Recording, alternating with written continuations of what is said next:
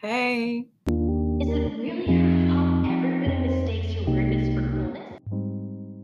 Hello and welcome back to my channel. If you're new here, my name is Natalie Megan and this is Weirdo Book Club. Today we are continuing our journey through the rest of the book Credence by Penelope Douglas. Once again, shout out to my patron Rivka for commissioning me to read this drivel for you guys. If you'll notice, I have a beret on, and while that may seem strange to you, it will start to make sense when we get near the end of the book. I bought this years ago from a store that's no longer open in my area, and it has been referred to ever since as my comfort beret, even before I started flagellating myself online for the enjoyment of others. We've heard of the serious cap, but now we've got the comfort beret, and when the comfort beret comes out, we know it's gotten really rough. I also have my beans necklace that my brother-in-law got me for Christmas. It is really nice to be known and seen in such a way. I just needed all the comfort I could get. Speaking of comfort, let's talk about today's sponsor, Parade. No one ever told me growing up that you're not supposed to just cling on to your underwear that has various stains, holes, tears, rips, whatever for the rest of your life. You actually should be replacing your underwear every so often. And if you use my code in the description below, you not only help out the channel, but you'll get a discount on all your cute new stuff. Parade is a size-inclusive, women-owned, sustainable intimates brand that has everything you need from bras and underwear to bodysuits, pajamas, and even a little lingerie. Since it's a brand new year, I stocked up. I got the Replay boy short in crown blue, blushing rose, and premium plum. And I even got the Replay scoop bralette to match in a couple of the colors, crown blue and premium plum. But I'm gonna be feeling real sassy. They're super stretchy, comfortable, breathable. They have these cute little lace cutout details. Parade also has this really cute That Lace collection going on right now, and I am just really kicking myself because I didn't get any of those, but don't worry, I'm coming for them next. So use my code Weirdo30 at checkout to get 30% off your entire purchase site-wide, excluding the Sale collection and the Betsy Johnson collection. Stock up on some new undies that you're guaranteed to love. And start your year off comfortable and cute with Parade. Thanks again to Parade for sponsoring this video, and now let's get back to it. So let's do the disclaimers. The first one's always the same. This review will contain spoilers, opinions, general shit talking. If none of that interests you, don't stay. Please, I beg you. Number 2 disclaimer, there is a lot of incest going on, and so yeah, if you don't want to hear me talk about that, I'm not going to be gratuitous with it, but even if you just don't want to hear about it at all today, maybe you just don't watch this today, and that's okay. I just wanted to give you all the information because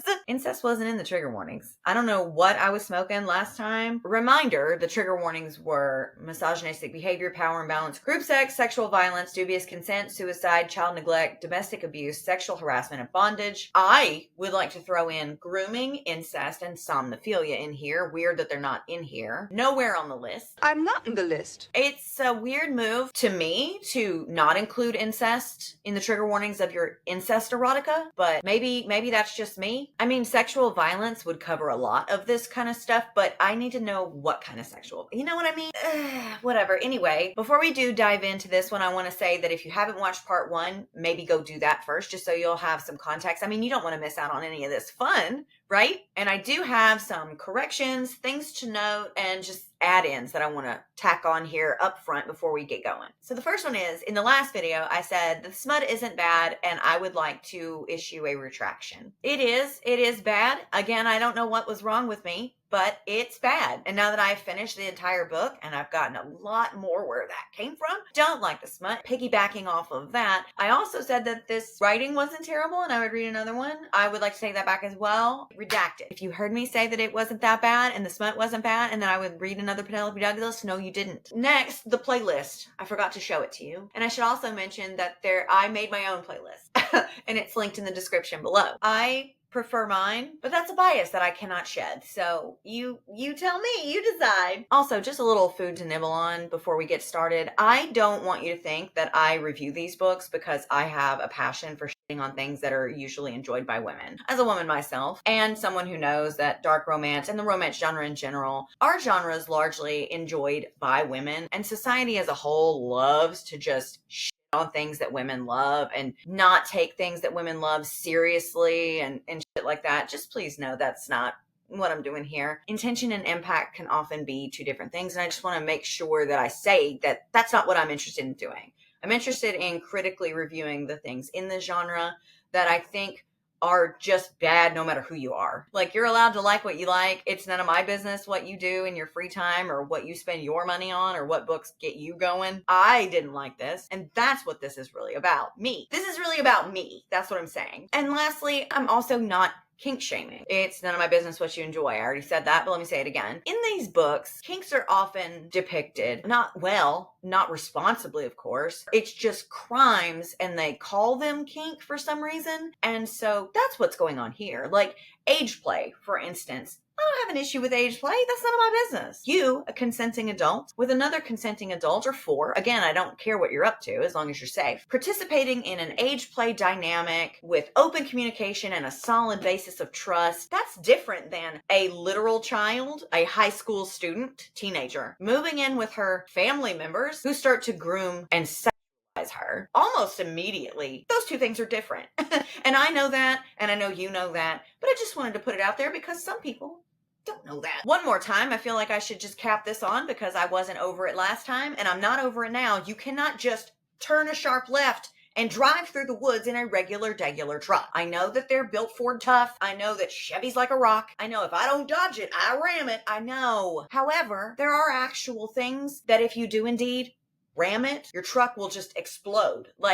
You can't just drive through the woods. Especially if we're looking at the cover. Look at the cover. Okay, first of all, it's hideous. I didn't talk about this last time, but I've been stewing. The cover's ugly. I hate it. But let's look at the trees. Do they look sparse to you? Do they look like they are far away from one another? You can't just drive through the woods. Okay, I'm done. Those are all the things. Let's get started. Chapter 18.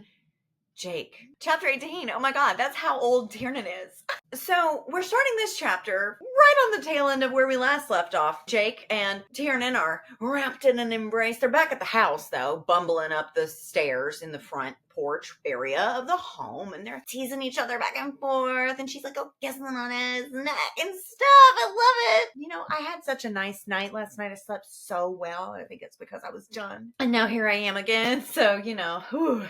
So they banged it out in the truck like 3 times, right? And they just can't keep their little hands off each other. The teenage piece of ass living in his house has him feeling like a teenager himself. Anyway, she's all over him, and he's like, you feeling bad about this yet? She's like, no. I am. You got any more of them thigh highs? They are so cute. This is so cute. Look how cute it is. He also tells her during all this, he's like, you know, this is done. This is it. Then no more of this after today. We love a man who sets rules in his household, don't we? Yeah. And she's like, yeah, whatever you say, Jake. And then they get inside, and this is where I was stunned. I'm like, what are y'all doing going back home like this? Aren't your children, your adult children, who also want to have sex with this teenage girl in the house? But yet they are. And so when they walk in the front door, and she's like wrapped around him like a fucking snake, the guys are like, what's this? So he's like, Tiernan, you might want to go upstairs. So Tiernan hops on upstairs, covering herself while she does, because she's still in some sort of a state of undress. These are the same 2 adult children, Caleb and Noah, who were caught by Daddy Jake trying to double team their cousin on the couch one night while a corn movie was playing. You remember. So this should go really well. The tension is almost as thick as the depravity. So Jake just takes his shirt off, because why wouldn't he? And heads over to the kitchen to dunk his head under the ice cold water in the faucet. And he's like, I know I fucked up. Do you? Knowing and caring are 2 different things. Noah is standing there, stoic, silent, brooding. And then he just wipes everything off the table, throwing a huge hissy fit. All of these men are super well evolved, if you were wondering. And if I want her to, you don't want her. I shake my head, tossing the towel. You're latching on to anything that will hold you here. And you're not gonna marry her and keep her up here, have babies and all that shit. He barks. She's leaving in the spring, going to college, moving on with her life. I might leave with her. This gives Daddy Jake a pause before he declares, I ain't sharing no woman with my sons. No, you're not, actually. Because she's not a woman. She's a teenage girl. And Noah's like, that's awfully convenient after you stole her from us. She knows she's a person. Like, she's a whole person. And she's right upstairs. Why are we okay. And Jake's like, nuh-uh. I actually had her first. I had a moment of weakness in the kitchen a couple weeks ago. I didn't go far, but it started something. Are y'all seriously sitting here trying to be like, I had her first? Like, yeah, of course they are. I don't know why I'm acting surprised. And then Noah's like, actually, Caleb had her first. He tried to rape her in the garage that first night he came back from the woods. And Jake's like, what? He didn't say rape or anything like that, because of course not. He just said that Caleb had her first. And then Noah, ever the charmer, the sweetie angel. He's the one of them that's meant to be like the most best suited for her and her like friend and confidant and like just the guy she can talk to and stuff. The good one, as the good one, he says, "But you got her, Cherry." And I gagged. I look at him hard and I know he's right. They'd be a lot more suited to her than I would. What? I like her, Noah says, his voice unusually gentle. There are times when I just want to be close to her. I meet his eyes. I'm not going to stop myself unless she stops me, he warns. And what am I supposed to say? She's mine, back off, you can't take her, because why? Why can't he have her? 2 reasons. Many, but let's just focus on 2, okay? 1, she's a kid. 2, she's her cousin. Kid, cousin.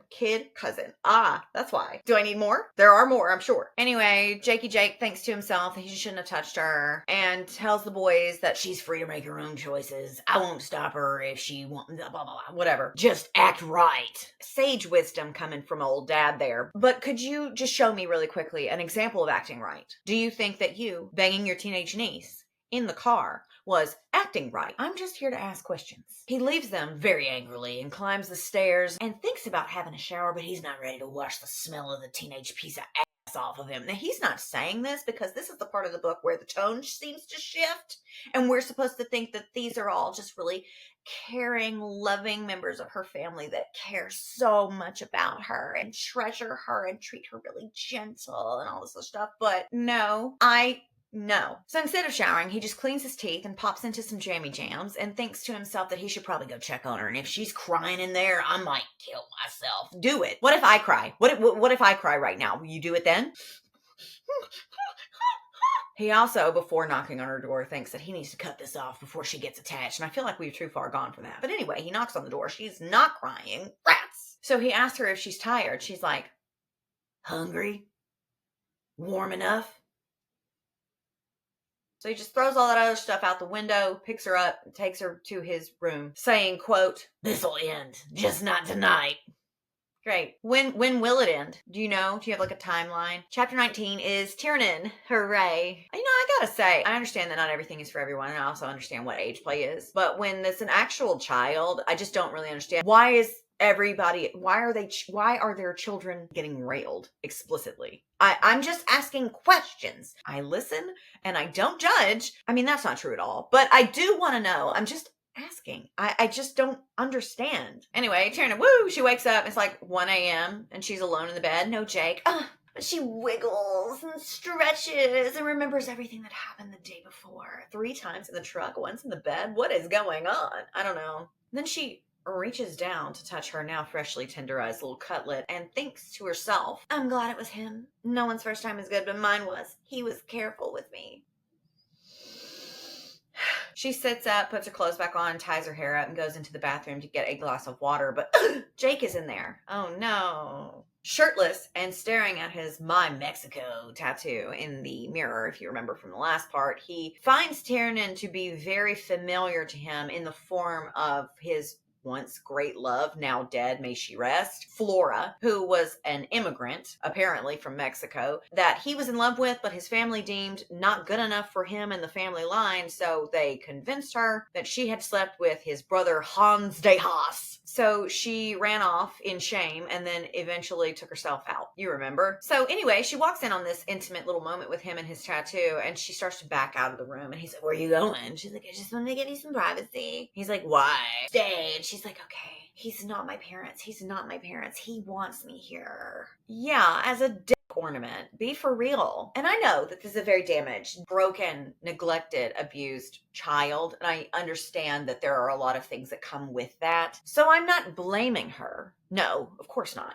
It's just so gross. She walks over to him and like hugs him from behind, and she's like, are you thinking about her? It's okay if you are. And he's like, I've never really talked about her to anybody but you. This is grooming. This is a serious cap. I don't have it, but I do have my comfort beret. Just know I'm serious about this, okay? This is grooming. Groomers share intimate, oftentimes inappropriate for their age, information with them so that it makes them feel special and important to the groomer and establishes this like basis of trust and power. Honestly, the abused doesn't usually recognize it as that because they're children and they don't really understand what's happening to them. But that is something that happens. They share these secrets and it starts to make them feel like they're so mature and these people are so great and they're sharing this with me, so they must trust me. I must be mature and smart and great too. And that is a very slippery slope when someone doesn't have your best interest at heart. It's an awful thing to do in general, but it's extra sinister to see in a romance book, dark romance or whatever, where a 40-something-year-old man is doing this with the daughter of his estranged half stepbrother who recently just died, and she's navigating that grief and also the lack of any parental guidance or love that she's ever had in her life. Like, it's just a really sinister thing to do. Okay, serious cap off. Anyway, one of the weirdest things that I've ever encountered in a book like this starts to happen where she starts to ask him, Uncle Jake, what did that dead teenager do to you that you liked? And then she starts doing what he says, cosplaying as the dead teenager he loved long ago. Imagine you're Flora. You're dead. You're trying to have peace. You never will. Wherever she is, she knows that her former lover, a now weathered 40-year-old hick man, is letting his niece, a literal high schooler, cosplay as her while y'all bang. Peace is not an option. I wish I could give Flora a comfort beret. Anyway, they both get in the shower and they're continuing on with their little role-playing thing. She gets in with all of her clothes, so they're all clinging to her as the water hits her, and she's still role-playing as Flora. Close your eyes. Make love to her. I circle my arms around his neck, hanging on as he lifts Flora into his arms. I have seen a lot in the 2 years that I've been doing this. I have one wish. I have several wishes, but we're going to just do one for now. I have a wish that Flora from this pile of garbage and Sabrina from the wild met each other in the afterlife and are currently in some sort of conjuring circle to curse these people for all the rest of the world's time. Speaking of happy ending, she closes her eyes too, letting him just sink into this fantasy. And then he like makes her open her eyes and he's like, I could never pretend that you weren't you, Tiernan. And I'm going to do a little thought exercise with you. We're going to just crack our brain right open like a freaking egg. And we're going to stir it around a little bit, lobotomy style. And we're just going to try to ruminate on this. Is it better when you're fucking your teenage niece to picture her as someone else? Or is it just all bad? I think it's just all bad. She asks him what he wants, and then he spins her right round like a record baby and starts banging her up against the shower wall, whispering that he just wants her and his sons to be happy.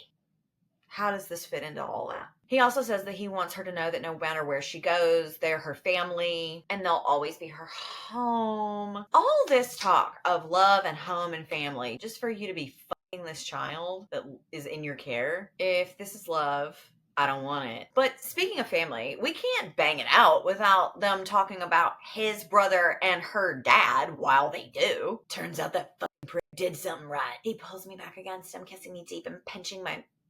He gave you to us. Our little princess. Ours. All ours. To this, they both arrive loudly. How fun. And he's like, hey, they're going to hear. And they don't care. They don't care that they can hear. I wish that I couldn't hear or read. I don't really know any more ways to say that this is the grossest shit ever. Like, I'm running out of different ways to say how much I hate it. But, you know, we have a lot more to go. So, yeah, they loudly arrive, not caring who hears. And then in the post-nut clarity, he's like, we better use condoms from now. I thought we were stopping. I thought we were stopping after today. What happened? I thought that was the plan. But yeah, anyway, condoms too, because birth control is enough, but it's not always accurate. And we'd never be too careful. Responsible. We love a responsible man. No wonder Tiernan can't help herself. Honestly, I'm not blaming her. She's a child. She's a victim. She's neglected. This is a horrible abuse of power. And yeah, all of this talk of birth control and condoms too leads me to believe that we are headed down a road I rarely travel down because it contains one of my least favorite tropes, which is an unplanned or a surprise pregnancy or pregnancy in general. I don't really experience any sort of joy when pregnancy pops up on the scene, but everybody has their things. It just seems like we're headed somewhere and I don't want to go. She wrings out her clothes, then goes back into Jake's room and grabs some of his clothes, his shirt, and some boxer briefs or whatever, and she has to roll them up 3 whole times just to make them fit. And then she goes out in the hallway and how long has Caleb been sitting there on the stairs in the darkness like a weirdo? But before we go on, I just want to say I usually, in books that don't contain grooming and just have that whole shtick of like, he's so big, me so little, and stuff, like it's not something I enjoy in regular circumstances, but I think it's even more sinister and sick here. But I'm so glad to hear that she's a little bitty guy. So anyway, Caleb's been sitting there. Oh my God, he had to have heard everything. He did. And so he like starts trudging towards her, and she backs up, and he keeps going, and she backs up. She hits against the wall. She drops her clothes on the ground, and he like leans over, picks up her red underwear. She tries to get it back from him. He won't let her have them. She slaps him, and so he punches the wall right next to her face, which is so sexy I could die. Then he grabs her arms, pushes her back into her room, down onto her bed, grabs a Sharpie marker from her bedside table, and writes the word slut on her forehead. Caleb wouldn't do that. Bitch, you better be joking. She is crying when he leaves. He does leave, and she's crying, but then those tears turn to rage because she knows she got to it. Great. A win is a win. Like, is that this whole thing? Anyway, she's like, I don't know anything. I'm the slut. He's had like 3 girls up here since I got here, but I'm the skanky one. And then she remembers that Jake in the shower at some point was like, you're all ours, our little princess. You remember? And she's like, not yours, just Jake's. Zing. Time skip. A few days later, she's downstairs trying to finish up her homework assignments. Jake comes and takes her laptop away from her and says, no laptops at the table. And she's like, I'm trying to send in my assignment, like we discussed the first day I got here, so I don't fall behind, but the Wi-Fi's being weird. And he's like, they'll understand. Like, okay. Yeah, no, I suppose they would understand that she can't send in her essay because her uncle, who is also banging her in the woods in the middle of nowhere, says that there's a no laptops at the table rule. I mean, who wouldn't understand that? Anyway, he serves her some oatmeal, which honestly sounds good. I should have gotten some before I sat down. She quietly thirsts for him. The other 2 idiots stumble into the house while she's asking, how many inches are we expecting tonight? And Noah giggles. You get it, right? Inches. I got another one. Hold on. Balls. Making these idiots immature emotionally doesn't make it any better that they're railing her physically. Just so you know. Caleb avoids eye contact, and she thinks to herself as she touches the spot, the raw, red, rough skin on her forehead where she scrubbed the word off. She thinks that she should tell Jake about what happens, but guess what? She doesn't. You should tell someone, though. Mirai, the FBI, somebody. She continues to read her book. Oh, what book, you say? I'm glad you asked. Is it The Hunger Games, Twilight, Pride and Prejudice? Go. Actually, it's none of them. I stick another bite in my mouth and look back down to my copy of Beloved, turning the page.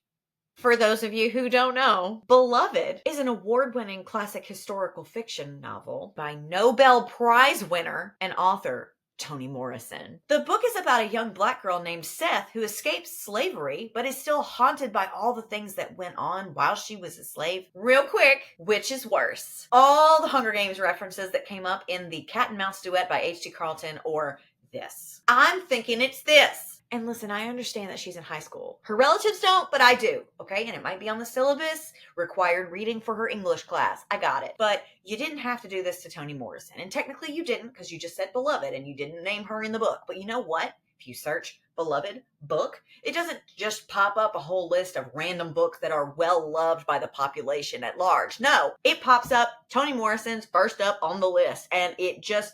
Toni didn't deserve this. Anyway, Noah's like, have you ever seen the snow? And she's like, yeah, I've seen it, but I've never like lived in it. And then she mentions The Shining and how she knows how snow can make people crazy. If people in dark romance books aren't blaming the woods for their horrible actions, they are blaming the weather, I swear to God. And this leads to a tickle fight. Oh my God, I'm having so much fun. And so is she saying, quote, I've never been tickled before coming here, and I don't like it. Jake tells Noah to stop, but he doesn't, so Caleb just knocks his bowl of oatmeal into her food, spilling a glass of milk onto her lap. You may say that he made her cream her jeans. Boo! You could actually say that! Then she just strips off her britchers in front of everybody, making eye contact with Caleb the whole time. Jake's like, it's not okay, and she's like, it's okay, and he's like, it's not, and she's like, it is!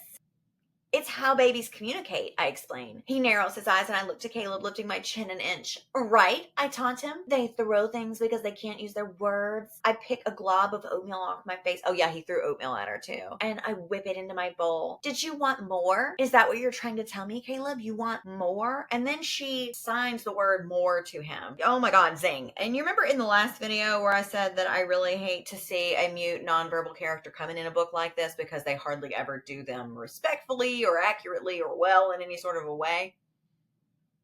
Just wanted to remind you that I said that. I'm sure, though, that there's more to this character than meets the eye, because of course there will be. But for now, the mute psychopath Caleb is not happy about this, so he just flips the whole goddamn table over. I look up at Caleb and almost smile despite the fear. He's losing his mind, and he's mean. Did I just win and now he'll stop, or did I make it worse and now I'll have to wait for him to strike again? I don't know.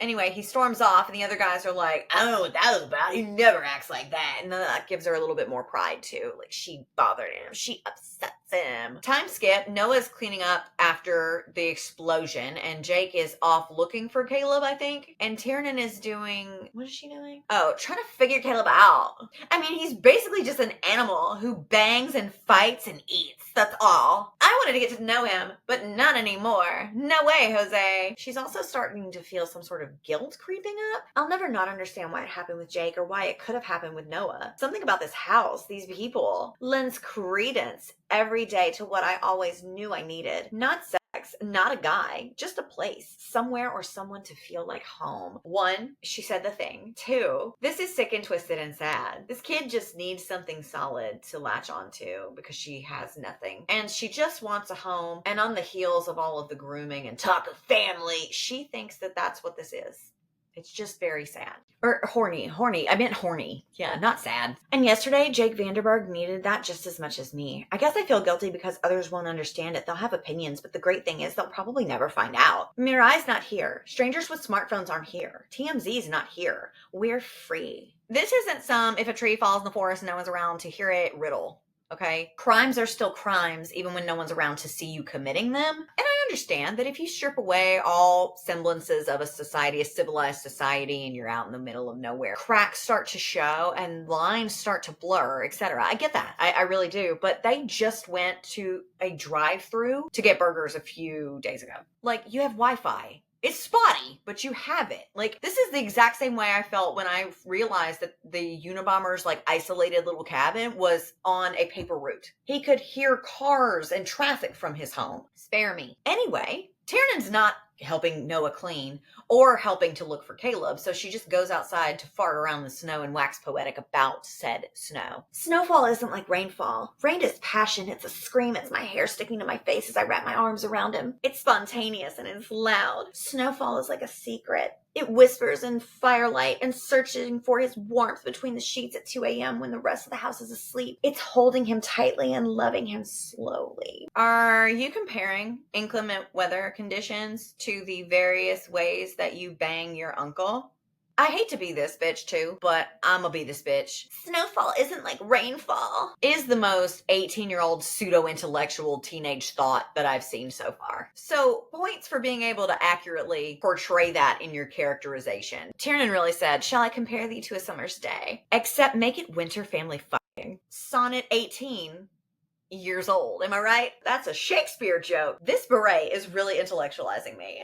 So Caleb's still not back, but Noah and Jake have moved on and now they're working in the shop and she just walks by them to go spend some time with the horses. Not Tiernan being a closet horse girl. While she's about to leave the barn, she hears some banging coming from another section of the barn. I don't know how big this barn is, but it seems large. And she goes peeking around to find Caleb dismembering some sort of animal. It's never really said which kind he is, but he's like covered in blood. Of course he is. He catches her looking at him and so he grins and then just licks blood off of his fingers, which is just absolutely disgusting. She is so out of there, but as she leaves, did he laugh? Did I make him laugh? Yeah, apparently he laughed out loud. And before she leaves, she looks to her left or right, or she looks somewhere and sees a ladder that leads up to a loft. And when she gets up to the loft, she pulls all these tarps off of all this old furniture. Oh my God! Score? Chapter 20 is Tiernan. So Jake and Noah are helping her carry all this furniture that she found into the shop. She's got big plans for this stuff, particularly this little dresser of drawer. I don't know. She loves this idea of getting to make something her own because her parents always had like the newest, shiniest stuff. And that stuff has no rizz, no flavor, no za, you know? And besides, Tiernan likes old. We know.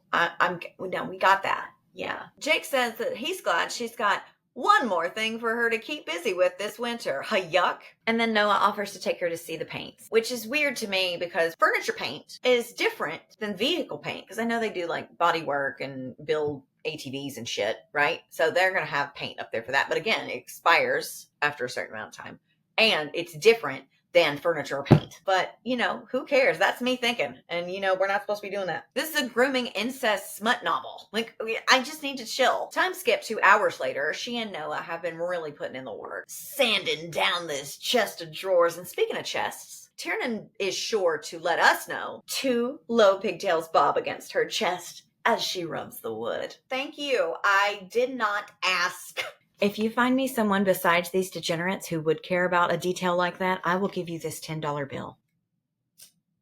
Anyway, they have a chat, and he's like, why the sudden interest in flipping furniture? And she's like, maybe I just want to be with y'all more. I don't know. And then Noah's like, don't take anything Caleb does personally. Don't you want to know what happened to him? And she's like, if he wants to tell me. And call me crazy, call me a bitch, call me a crazy bitch. Hey, y'all crazy bitch. But I don't give a fuck what happened to him. You know why? Because past traumas do not excuse current bad behavior. It can explain it. It can kind of give you a little peek into why one might act this way, but it doesn't excuse it. And that's what it's feeling like here. I don't give a shit what happened to him. Things happen to everybody. It doesn't give you a get out of jail free card to just be a piece of shit all over the town. But in dark romance it does. So let me just shut the fuck up. He's like our father. Noah twists a wrench looking up at his work. They don't trust women. Until you anyway. This is grooming. She asks him if he trusts her, and he doesn't answer at first, but then he lets her know that he heard them fucking the other night. Daddy didn't love you, so you let mine fuck you, so he will. And she knows that those are like way harsh words, Ty, but it's Noah, and Noah's her best friend, her pal, her little silly rabbit. His what? His silly rabbit. His silly rabbit? Yes. Is that what he calls you? No. And so it doesn't matter. I stare hard at him as he works, and even though his anger rocks me because this is Noah, and Noah is always my friend, his words don't necessarily hurt. He just needs to say something. Yikes. Grooming, though. Yeah, it's working. It's working like a charm. He says that maybe she just needs a connection and that she thinks that sex equals love. We're putting a lot of this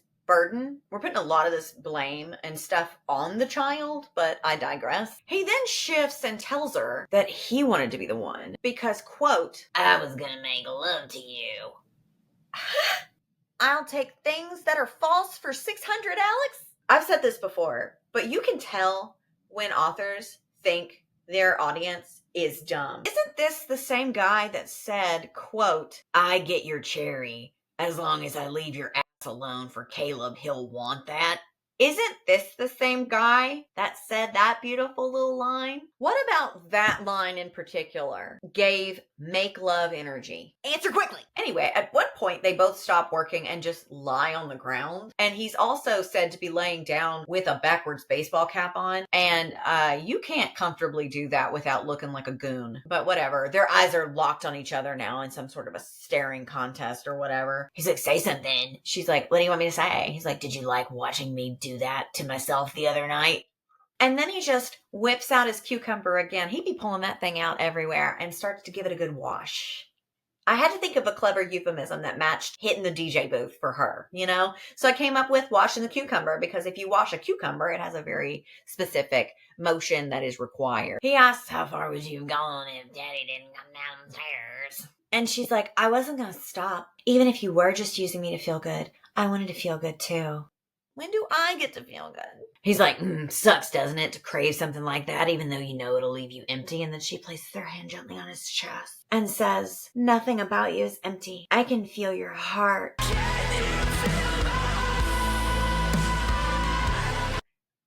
And she thinks to herself that that wasn't just an escape. It was a connection. A connection I feel with him probably stronger than anyone else here. Is this supposed to be a sentence? I'm going to read it again. A connection I feel with him probably stronger than anyone here. That's not a sentence. No one loved him enough. Jake's respect has been too hard to earn, and Caleb doesn't talk to him. Like me, Noah doesn't have a place he belongs. He gets everything I'm feeling. He sees what I see, and he knows when I walk around with, because even though he's not alone, he's lonely. He didn't have anyone to talk to here, and just like my parents' house wasn't a home, neither is the peak for him. He doesn't feel good here. Until maybe now. I don't have the energy to unpack that right now because there's a lot. So I'm going to move past it because cucumbers are just not going to wash themselves, you know? He picks up the pace. She requests slower because she likes to watch him. He tells her, open up your shirt, princess. Daddy won't find out. Ew. All around ew. But she does. She flops her bops out and he gets closer and she's like, no. And he's like, no one says no to me. Is that true? Follow up. Does no one say no to you? Or when they say no, you just don't give a fuck? Because I'm thinking it's that one. They start a tandem co-working session. You get it. He's washing the produce. She's dropping a sick beat in the DJ booth. We stand productivity. He keeps pushing her to let him touch her, and she's like, no. For her to come to his room tonight, Dad won't find out. And then he says, quote, drop the pack. And if she didn't go on to explicitly explain to me what this was talking about, I wouldn't have known what the hell he was getting at. Drop the pack. Like the day in the ocean and everything I was carrying that would drag me down and drown me. Just let go. And I almost do. Oh man, there's a lot to unpack here too. If you recall from the first part of this review, she shared a moment of sadness and misery and woe with him from her past where she went to the beach one day and had a book bag loaded down with books and just walked into the ocean. And at the last minute, she decided that she wanted to just drop the pack and get to live. So are you saying to me that if she gives in and lets you rail her, that's her choosing to free herself to live? Like you're saving her, your cucumber will be the thing that saves her? Man, that cuke must have got a blue ribbon at the county fair, I'll tell you. This metaphor is close to coming undone, and so is she, so let's just get back to it. She just kisses his temple, says sorry, and just leaves. Where'd she go? To her room. And Jake shows up to check on her because she just stormed through the house. And instead of her talking it out with him or just sharing her feelings in that moment, she just takes all her clothes off and bares herself to him. And he just takes her and bangs her up against the wall. She then tells us something. I moan everything hot and alive under my skin. I've loved in Jake the same things I've loved not seeing in Noah.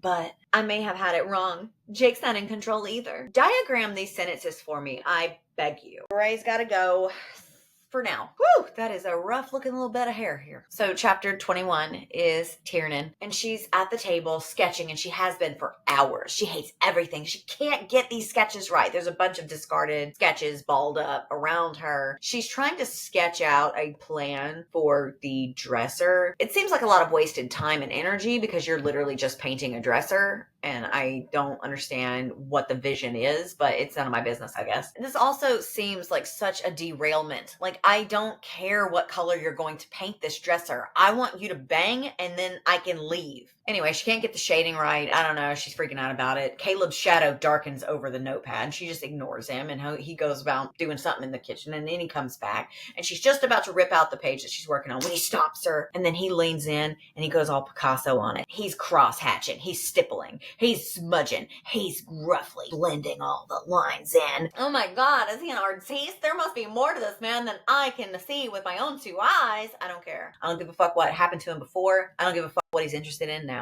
I don't care. He tried to rape her when he first met her. And apparently that's the kind of thing he does to every single girl that he encounters. I don't care that he likes art. I don't give a fuck. Anyway, boom. He nailed it. He got her exact vision from inside her brain somehow.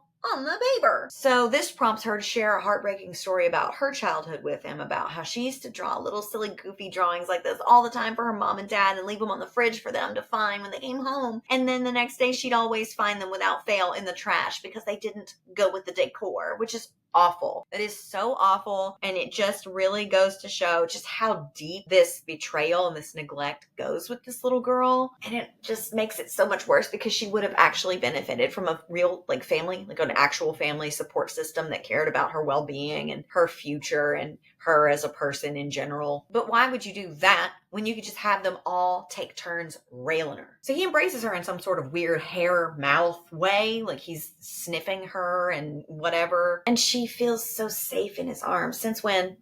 But she snaps back to reality and wipes her tear away and tells Caleb, I guess a slut is good enough when you're desperate enough. And then just carries on working until he finally leaves. Time skip to I don't know when. They're all outside and the boys are helping Jake load up a snowmobile into the back of his truck. Apparently he's going on a fishing trip up the mountain near the lake. There's a second cabin and it has no plumbing, no electricity, no nothing. And he's going up there so that he can get them some fish and bring them back down because they're going to be stuck there for months and they need some fish, right? And while the boys are loading the thing, Jake is just watching in just complete awe and infatuation while Tiernan just twirls around in the snow like a ballerina. Cool. Does she have frilly little socks and a big lollipop too? I can explain. Caleb usually accompanies Jake on this trip, but he's not going this time. I don't really know why. And I also don't know why the adult in the house who knows that the younger two men in the home want to rail this teenage girl would leave her with them unsupervised over the weekend or the week or for however long he's gone. It's supposed to be like 4 days, I think. Especially after he just said that he's not sharing no woman with his sons.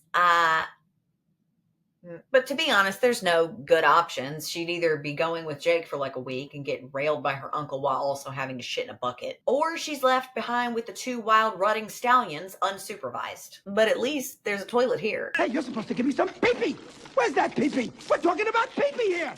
Anyway, he leaves. Bye. Time skip. She's reading on her Kindle about comparative economic systems, and she wishes that this class was in person so that she could have somebody to bounce these ideas around with. Not because she doesn't understand it, she just wants to discuss them. And she can't have in-depth pseudo-intellectual conversations about governing bodies with these buffoons. Jake doesn't vote because as long as they stay off my peak, we've got no problems. As if tax laws, pollution, and nuclear war will respect his property line. Noah doesn't vote because that seems like work, and I'm pretty sure Caleb just doesn't care. How charming. I love this too because I think it's very clever to not only show us how dumb these hillbilly bumpkins are, but to try to make it seem like Tiernan is really intellectual and wise beyond her years, so it makes it less icky that they're fucking a teenager. It doesn't work on me, but nice try. It's an book. I don't care if she's smart and made a 33 on her ACTs. She's in high school. You guys are preying on her. She's also in the middle of folding her laundry when she realizes, some of her underwear is missing. Shout out to Parade. If your underwear has mysteriously gone missing as well, you can use my code in the description to get 30% off your entire purchase, excluding sale items and the Betsy Johnson collection. Okay, back to it.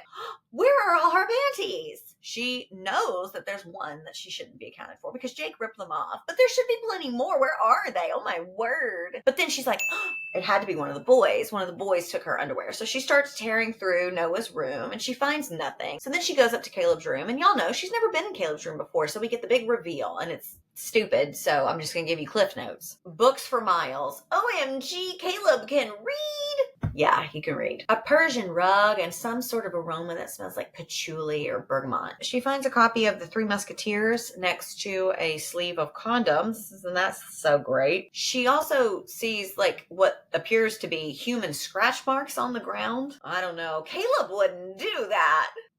But no panties. He didn't steal her panties. So, back to square one. She does find something that he stole from her, though. In his pillowcase, tucked inside, is her red hair ribbon. To this, she can only grin because he might hate me, but he thinks about me. Time skip. She's back downstairs having dinner with the boys, and she has put the ribbon in her hair, and Noah reaches over and says, "This is cute."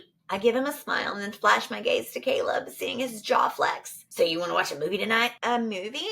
Yeah, a movie. A movie. You've heard of it? Apparently, there's a sequel to the first teen cop banging little corno thing that they watched. And she's like, sounds hot, but she declines anyway because homework. Bummer. Anyway, she starts to leave and Noah blocks her physically and she's like, move. And he's like, no. And pulls her onto his lap, straddling him. She looks at Caleb and he's like, he's not going to help you. Why would you assume anybody in this house is going to help you do anything? She's like, Noah, stop, you're drunk. And he's like, I'm not drunk. No, Tiernan, no, I'm bored. And to my father's little slut. Which is so sweet and sexy and definitely sets the scene for him to be making love to her. He continues to restrain her on top of him, saying more dumb things. Like, just tell him that I made you. Is that better? Is that better? Please me the way you should be pleasing all of us after you make us breakfast every morning. Noah is good. Noah is sweet. Tiernan was right. Anyway, he's like, I want you or whatever. And she's like, yeah, until the snow melts. And he's like, no, hear me out, bro. Tiernan, you wanted daddy so that you could get his attention and affection. And he abused his authority on you. But with me, you'll get to call it shots. This irks her, but not for obvious reasons. The real reason is because he thinks that his dad took advantage of me. He did. They all are. But anyway, to push against this narrative, she starts just dumping all this old trauma that she's had, where there's been other older people who have tried to force themselves on her or open up an opportunity for her that she could have taken and didn't. She knows how to say no. She might have been a virgin when she got here, but she's not dumb. No, we know you're like really smart. I know how to stop things I don't want. I know how to say no.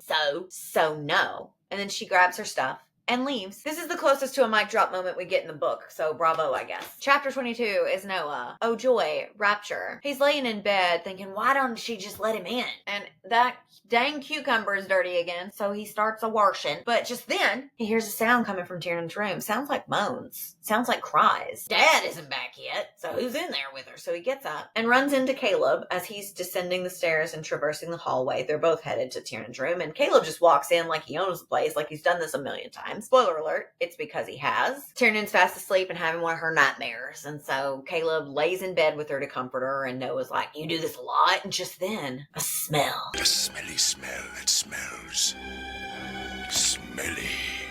But it's not anchovies this time, my friends. Oh no, the roof. The roof is on fire. Actually, it's the barn. The barn's on fire, and so both boys like hightail it out of there and go down to start trying to figure something out. The lever to get the water is all frozen. All of a sudden, Tiernan appears there, and she's like, oh my god, what happened? And Tiernan and Noah start trying to get the animals to safety while she's barking at Caleb that he needs to go up to the water tower and stuff. It's just a whole bunch of nonsense, chaos. She heads straight for the horses, a true horse girl if I ever saw one. Noah pulls her out just in time, and then Caleb has the digger going and just knocks the water tower over, and the water spills down the hill and everything is saved. Hurrah. Tiernan's fine except for some minor smoke inhalation and some sort of a gash on her arm. Oh no. And they're like, Dad's gonna blame us for this. And you're like, oh, he's gonna be so mad. And then Caleb just shows up and picks her up and carries her in the house, and then like at Noah to tell him to go sort out the shit in the barn. Noah cleans up a lot of messes for everybody else. And if I didn't hate him, I would care. Chapter 23 is Tiernan. Caleb carries her in and sets her down at the table. And she's like, wow, I want Jake. But Jake's not here. So Caleb and Noah are going to have to fix up her arm. Noah comes in. Wow, we've never had a fire like that before. Whoa. And he grabs a bottle of tequila and tries to give some to Tiernan. But she's like, no, because she's kind of like freaking out. Caleb slams down a red tin sewing kit. And then she realizes what it is they're about to do. And she's like, oh my God, no. And then she does take a couple of shots. I can't really blame her here. Desperate times. And they're on the mountain and there's no way to access town. So they're going to have to sew her up. Oh, no, please, no. And these men, again, do not know what that word means. So they just restrain her and start to sew her up. And she's fighting back and she's pushing. And then Caleb just knocks the shit out of her. Right across the face. And Noah's like, you're not thinking about the pain anymore, are you? Oh, God. And so then she sits down. She's like, just finish it. So he starts again, but the pain starts again. So she's like, hit me again. So he hits her again. And she asked mainly because it helped a little bit, but also because she kind of liked it, tee-hee. And that's not the only way they keep her mind occupied during this whole fiasco. Hands suddenly cut my face, caressing so softly now like feathers, and then a mouth is on mine, gently kissing my lip. He nibbles and soothes, his teeth grabbing hold of my bottom lip and making my blood warm all the way to my toes. So Caleb kisses her.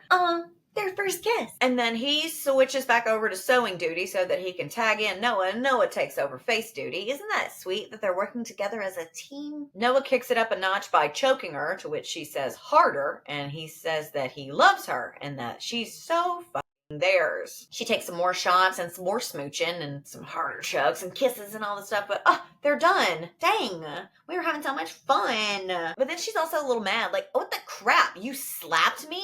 And he's like, you asked for it. She's like, I asked for it the second time. And that's when she decides to bring up the whole CC Bloody Nose cave thing, and Noah's like, what? He wouldn't hit a woman, Tiernan. Not unless he was trying to save her and she was being all hysterical. He doesn't hit women. Let's travel back. Once again, you, his brother, referred to his bedroom as Skid Row, where women are lucky to leave alive. His first time meeting Tiernan, he attempted to rape her, and you pulled him off and said, you can't do that to her, she's our cousin, insinuating to me that you do this to other people. Y'all, if you're gonna write these absolutely abhorrent villainous characters that are somehow given a redemption arc later to make them just more than what they seem. You could at least be good at doing it. I'm sorry. I'm an adult. I need to calm down. Anyway, she's overwhelmed and she's like, I want Jake. And Noah's like, well, you didn't want him a minute ago, did you? When we were all kissing up on you, he wasn't here. We were.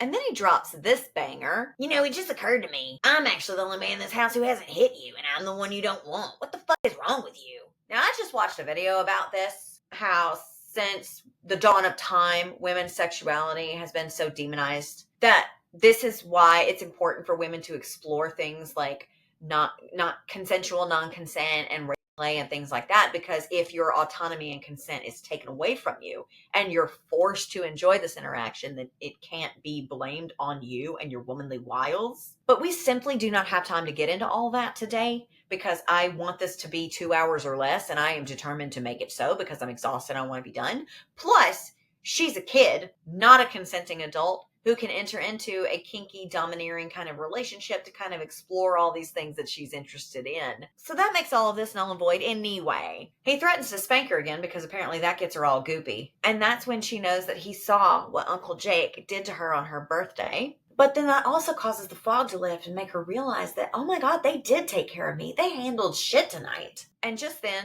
the lights go out. Oh no! Caleb's off doing something, and this is the time that she decides to slink on over to Noah and wrap her arms around him from behind and start saying sweet nothings in his ear. Noah's the one who makes me smile. Noah's the one I like talking to. Noah's the one who I wanted in the shower that one time. What the fuck is this? Anyway, now both boys are back, and Noah's like, stop talking, and I second. But he says that just because it's time for them to give her a sponge bath. That's what Caleb was off doing. He was getting like a wash basin to put the little hot water they have in so that they can give her a bath. I'm not real sure they need to be involved in her bathing routine, but fine. Anyway, she's standing in the basin. He starts undressing her, one of them, I don't know which one. And then one of them braids her hair into pigtails so they don't get her hair wet. They're so sweet to pay attention to detail like that. And then they start to wash her, saying, quote, do you mind, baby Vanderberg? Playfully giving a girl your last name is extra delicious when she's already in your family tree. We take care of her pretty good, huh, brother? She doesn't need daddy after all. Not daddy. He then gives her a soapy washcloth and says,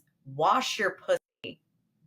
And then, so she does. And then he says, is it clean? And she thinks he's talking to her, but no, Caleb just goes diving on in to check. And then Noah's up top kissing her and being like, say yes to us, say yes to us. And she does. Hooray! I want this. I want them. I want him. Caleb's a bully and a baby, but so am I. And I want him to talk to me, but sometimes I think he already does and I just don't hear. The tight way his arm is around my waist. How safe I feel when the other hand is holding my head in the crook of his neck. Yeah, he's a big old marshmallow peep. I know. They all are, really. Anyway, Caleb scoops her up and takes her upstairs. Noah dashes ahead and calls down to them from the stairs up above and is like, bring her on, dude. I'm dying. Please do. I wish you would. They all convene in Caleb's room. She crawls backwards up the bed. Noah's like, we took care of you. Now take care of us. Care and kindness is not supposed to be transactional, but go off. Anyway, they bang. All three of them at once. Cliff notes, not doing this. She's reverse cowgirl mechanical bowling it on Noah and chowing down on Caleb. Then she spins around, right round like a record baby, and they plug her up, but good. You're with me, right? They're both in there. And I just can't help but remember how he said he wanted to make love to her. And I just know they're slapping sacks. You just know they are. Brothers! Ooh. And they're not half brothers. They're not step brothers. They're brothers. They share the same two parents. And they're just whipping their dicks out in front of each other and fucking the same girl at the same time. This is incest, even if the rest of the stuff isn't incest. I don't, if it's 10, I just don't understand. I don't understand. I need to take a second here because I'm upset, and thank you for asking. I'd love to tell you why. It has to do with Caleb, lazy writing, and the butthole. Are we serious capping a butthole? Yeah, serious cap. I've spoken a little bit about how vile Caleb's characterization is, but I want to go deeper, just like he is with her right now. This is a serious cap moment. Let me be serious. Let's unpack, okay? So Caleb is portrayed as a mute psychopath character who is prone to violent outbursts and is known for his animalistic appetite when it comes to sex.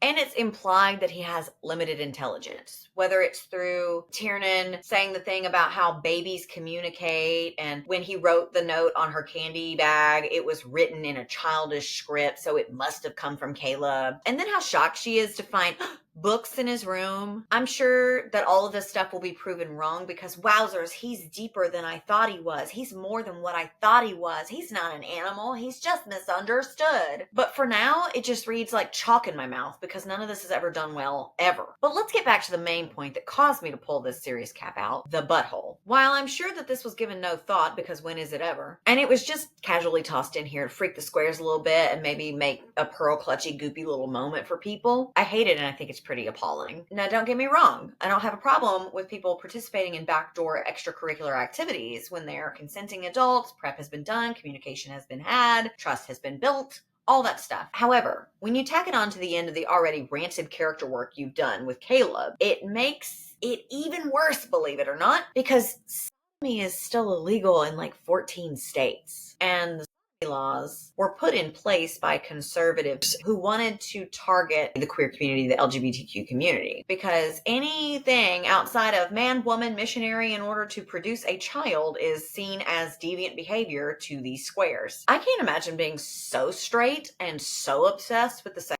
habits of queer people that it spurs me to write legislation. And I would put the Wendy Williams "Denial is a River in Egypt, Your Husband is Gay" clip in here, but this is a serious cap moment. Grow up. So this paired with a little kiki joke that she made when they first got snowed in and she said that they would be gay for the stay, just continuing to portray him as less than human. If you know even just a sliver of the history of the LGBTQ community in the United States, then you know that this is just dehumanizing in every single way. Not only is he a psychopath that is nonverbal and uses violence as a way of communicating with people, and he has no self-regulation skills, and he also only in it for the ass because that's also seen as somehow deviant and less than by the conservative Christian crazies of the world. And all of this for a plot that is nothing. This is a grooming novel. This is incest. You're doing all of this for the plot, and where is the plot? There's not going to be a plot, you stupid slut. I don't even know if any of that made sense. I'm just so riled up. I could probably keep going, honestly, for like hours, but we got a lot of ground to cover, and I need to get back to all this hot sex. So series cap off. So anyway, one in the front, she's on top of Noah. One in the front, one in the back. 360 degrees of good family fun. There's barely any backdoor prep here either, which I'm not shocked. I know you probably aren't either. He does like a little bit before just drilling in, but it's like she's never done this before. She's a teenager in high school. She's never done this before, but whatever, who cares? This is so hot. I don't even know what I'm doing. She gets her shit double rocked and then tells us that loving them is the only time that she ever feels brave. It should be said that in neglected, emotionally abused teenagers, promiscuity and like codependency are two very clear signs of this and symptoms of this. And these men preyed on that. But we can't have two back-to-back serious caps, so let's keep chugging along. They call her a good girl, and to herself, she's like, I'm bad. I'm a bad girl. I'm their bad girl. Ew. They all arrive. I don't remember if it was together or not, because I'm hating every second of this, and I don't care. She tells Caleb to be sure to do this to her again tomorrow, and thanks one more time that this is her home. I cry. They all drift off to sleep in this little cousin cuddle puddle, and just as she's about to close her eyes for the final time, she sees, or feels rather, Caleb pulls the ribbon out of her hair and tucks it back into its rightful place within his pillowcase. So cute. Chapter 24, Tiernan again. She wakes up the next morning in Caleb's bed, but none of the boys are with her, and she moves and the pain in her arm comes back and just brings the whole night back to her and flashes. I'm sure she's feeling some pain in some other areas too, but the only one noted was the arm, so I'm going to leave it alone. She's not ready to face all this yet. I mean, she loved it, duh, but she just shouldn't have done it. And so she gets dressed, she pulls on one of Caleb's big shirts, and he smells so good, and she hears the digger running outside, so it must be them trying to get everything back in order, you know, so she goes to the bathroom to kind of assess the damage and all that stuff. How did that fire start? It makes no sense. I don't know. I'm sure we will, though, and I'm sure it's riveting and gripping and edge of your seat kind of shit. She's in the bathroom, giving herself the once-over, and a clean-shaven and showered Caleb shows up to check her face for any bruising, because remember, he knocked the shit out of her twice the night before doing some other stuff to her. He's gruff again, though. He's not tender anymore. Same old Caleb. But she's like, hey, listen, I know what you were saying to me last night because I felt it. The fixation with hearing his voice feels kind of gross to me, too. It's like giving fetish, but you let me know because I don't know a lot about that. Like, he doesn't talk. I get it. But, like, get over it. You know he doesn't talk. So why don't you just shut the fuck up? And it's also mentioned in the text that he stopped talking in his childhood due to some terrible trauma he endured. So please stop. I'm begging you. He doesn't really warm to her at this though, so she like lifts her hand, quote, almost like I'm holding it out for a dog to sniff. Try presenting your ass to him. That worked before. Anyway, she's finally like, listen, I don't want to fight anymore, okay? Can you just let us have this? I just want to have this. I'll leave. The snow will melt and you'll never have to see me again and I won't hurt you anymore. Just let's just enjoy this. And to this, he just shakes his head no and lays his head on her lap. And she wells up thinking that it's not going to be easy to leave them at all because home isn't a place. It's a feeling. She embraces him just as a deep voice calls up the stairs. What the hell happened? OMG, Uncle Daddy is back? He wasn't supposed to be back for a few days. This is very disappointing. Finds them in the bathroom and Caleb backs away from her and he sees her arm and he's like, what the hell? I'll leave y'all alone for one day. Blah, blah, blah. So Caleb leaves in a huff. And she's like, it's okay. Everything's okay. And explains that there was a fire. It started in the middle of the night. They have no idea how it handled it. But the dudes handled it. And her. They handled shit. She also kind of...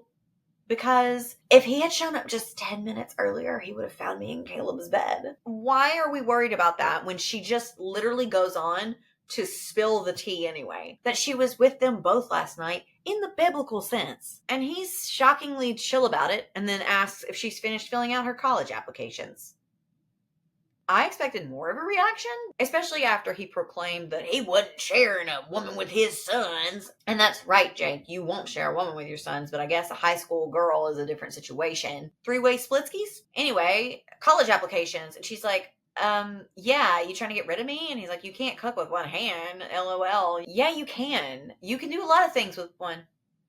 He offers to help her in the shower, but she's like, no, I got it. And he like helps her in and then like lingers there a little bit and then does actually leave. I don't know why he leaves because I didn't think they understood what the word no meant, but I guess sometimes they do and can. And she vows that too much of a good thing can be a bad thing. I'm sleeping alone tonight. Okay. Time skip. Jake is downstairs bossing people around and all the stuff that he's saying, Noah's like, already done, already did it, already took care of it. She descends the stairs to Noah making breakfast. Noah asks about her arm before giving her a plate of food and saying, your muffin's been warmed.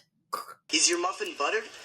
Jason, why are you such a skis? Noah leaves with a chuckle and she tears into that muffin ravenous like she's never eaten before. I mean, she had dinner, but she is so hungry and Jake seems confused because what is this?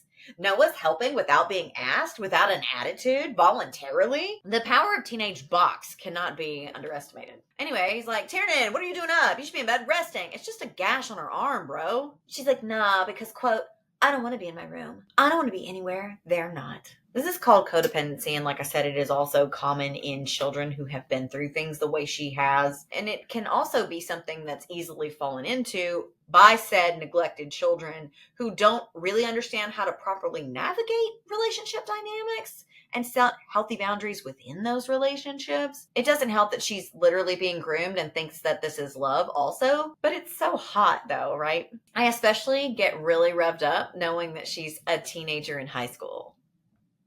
She notices that all of her drawings have been plastered to the fridge when Jake tells her that they're really good. And, Caleb must have done that. It would be sweet if she wasn't being groomed. But is that the tagline for the whole thing? Jake tells her that he doesn't want her wandering off on her own or going out after dark. And she's like, what do you mean? What is there to be afraid of up here? And he's like, well, we located the source of the fire. It started in the loft and there's no way that it could have started on its own. There's nothing up there that would have started it. And she's like, does that mean someone was up here? You said no one could get up here. And he said, no, I said the roads were closed. Spooky. Time skip. She's spray painting the furniture, bringing her creative vision to life. Puttering around, thinking of nothing of note, when her phone rings and it's Mirai. If I talk to her, what should I lead with? How I was injured by falling debris in a barn fire? Or how we were in a police chase? Or how I'll be lucky to make it out of here next summer not pregnant? No, I'm not ready to let the world in. I ignore the call. Great idea. I wouldn't want her to find out that the men who assumed legal guardianship of you are taking turns taking you down, huh? Yeah, that might not go over so well. She notes the date on her phone, though. It's December? Oh my God, Christmas! Then she just springs into action because, oh my God, I have to do something nice and festive for the boys. So she gets like scissors or something, or trim. I don't know what she gets. And she goes out to this big Christmas tree. She's not going to cut the whole thing down though. She's not a lumberjack. And so she just starts taking like boughs and tree limbs down because she's going to make some garland and a wreath. Caleb wanders up and starts to help. They're playing, etc. When all of a sudden he just knocks the boughs out of her arms and shoves her, which scares and exhilarates her in the way that only Caleb and his shenanigans can. Sounds like abuse to me, but I'm not a bereaved, grieving, neglected teenager. Anyway, he continues shoving her towards the barn and locks her in, barreling into her to get her inside. She's like, yes, don't be gentle. Don't let me forget what I am to you. And I don't, okay. She clearly has an interest into some harsher interactions, but she's also a kid. I still don't understand why we have to be sexualizing kids all the time. Can we not just have a 25-year-old? But this is how he is. A breeze one minute and a cyclone the next. It's a twister. It's a twister. Anyway, he is very rough, tugging her around, grabbing her face, trying to kiss her, but she doesn't want him to kiss her. No, she is withholding kindness, gentleness of any sort. Kissing, touching, holding, none of that. She just wants it to go roughly because she wants him too much. She even refuses to look at him. I look at his father. I look at his brother. I touch them. And last night I didn't hold back in his bed, but today I know I can't go there again. And he doesn't get it because he's like a fucking child. Everyone has to accept that he doesn't have to explain himself. Now he knows what it feels like. You know, if you weren't dehumanizing him the whole time, this could be fine. But like withholding affection from him as a punishment and calling him a child is wild. As if every single one of these men isn't violent criminal abusers to you also. The only difference seems to be that they speak words out loud and Caleb doesn't.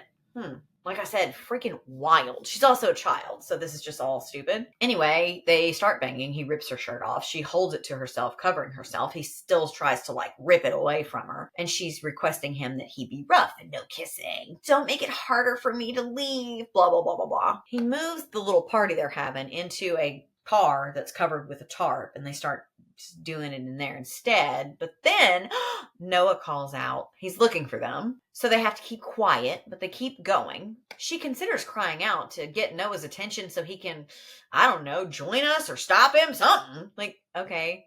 But she doesn't. She doesn't cry out. She just quietly continues getting railed by the Caleb. So they arrive at their destinations. I want that again. I want that a million more times, a lifetime's worth, but I have a sneaky suspicion I'll have a hard time finding it with anyone else. I turn my head, my forehead immediately meeting his lips, and as his possessive hand squeezes my thigh, Caleb Vanderberg, you suck.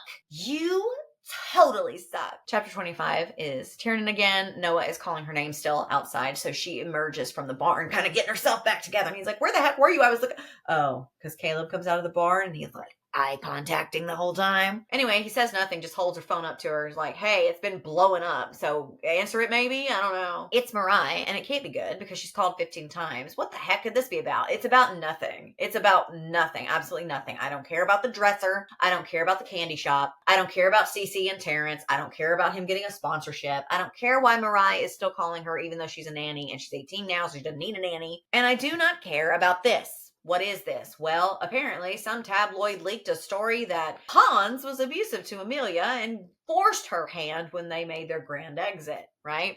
And Tiernan's like, not on my watch. So she calls her lawyer and says to make an example out of the tabloid rag that reported this falsity. She knows it's not true. Regardless of how they felt about her, she knew how they felt about each other. The end result of this is that they issue a retraction.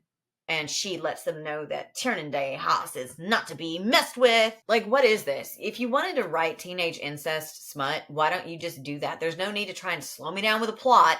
Just let them fuck the kid and leave me alone. Time skip. She's making the wreaths and the garland for the fireplace. So cozy, so festive, so sweet. No surprise here. Jake loves it. They all do. It's very precious. Noah teases her a little bit, cleans up her arm, says he's proud of her for sticking up for her family, even if they don't deserve it. He'd do the same thing for his dad, but his dad would deserve it. I'm such a little shit. He's been alone all these years doing everything alone, fighting for this family alone. We haven't ever really taken care of each other until now. Now, all of a sudden, they're railing the same high school student that they are also related to, and all's right in the world on the peak. That's great. Yeah, how darling.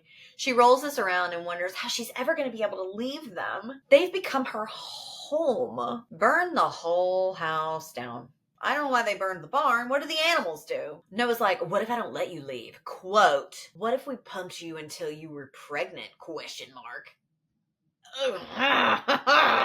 She's like, just to keep me here? And he's like, no, to keep you with me. And then we get this. I narrow my eyes, I open my mouth to speak, but I don't know what to say. Noah is who I should be with. If anyone. He's young, kind, attentive. He talks to me. I can grow with him. He's good.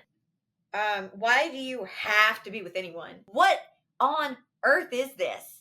Why are they acting like the only viable options for her as far as a romantic sexual partnership are these three idiots? Also, he's good. He just threatened to impregnate you so that you couldn't leave him. Is that good? This also brings up a great question. I want you to roll it around a little bit before answering in the comments. Is a man who talks and says things like this better than a man who throws tables and doesn't say shit?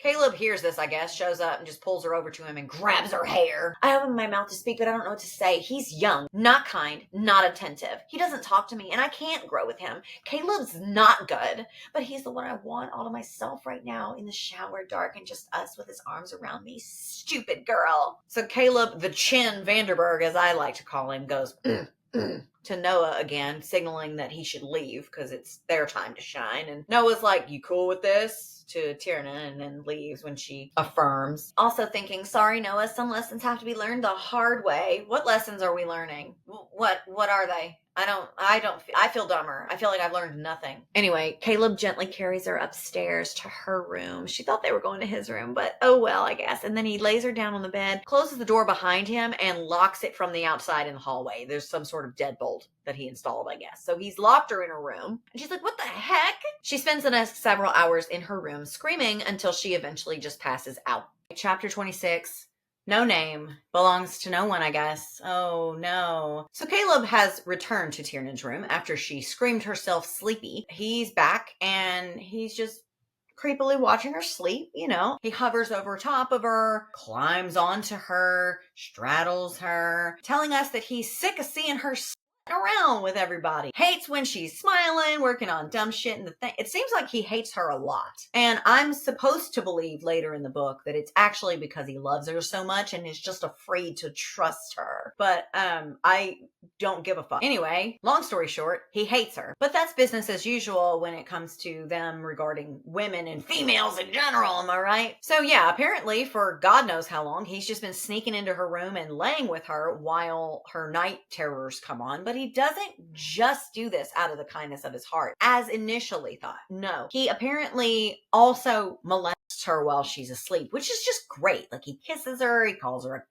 cunt, undresses her, the works, all of it. And while he's assaulting her, she wakes up in the middle of it. So this is why I said somnophilia should be in the trigger warnings as well. It wasn't, but now I put it in there so you knew what was coming and that you got more of a warning than I did. So anyway, she wakes up in the middle of this attack and calls him an asshole. He smirks. He is, and she likes to act like she fucking cares, putting up a fight one minute and begging for a dick in the next. She won't stop him because as long as someone is fucking her, she doesn't have to remember all the nothing she is. There is so much love in this house, this family. He finger pops her entrance and exit and gets her close to her destination, but then stops because even though he kind of likes seeing her happy, even though he hates her, she doesn't deserve it. So he stops, causing her to whimper and beg, which is just really hot. And then he undresses himself and drags her up to wobbly stand before him as he continues to take all of her clothes off too. And she asks, do you even like me at all? And then she starts just like bearing her soul. Like, I wanted to understand you.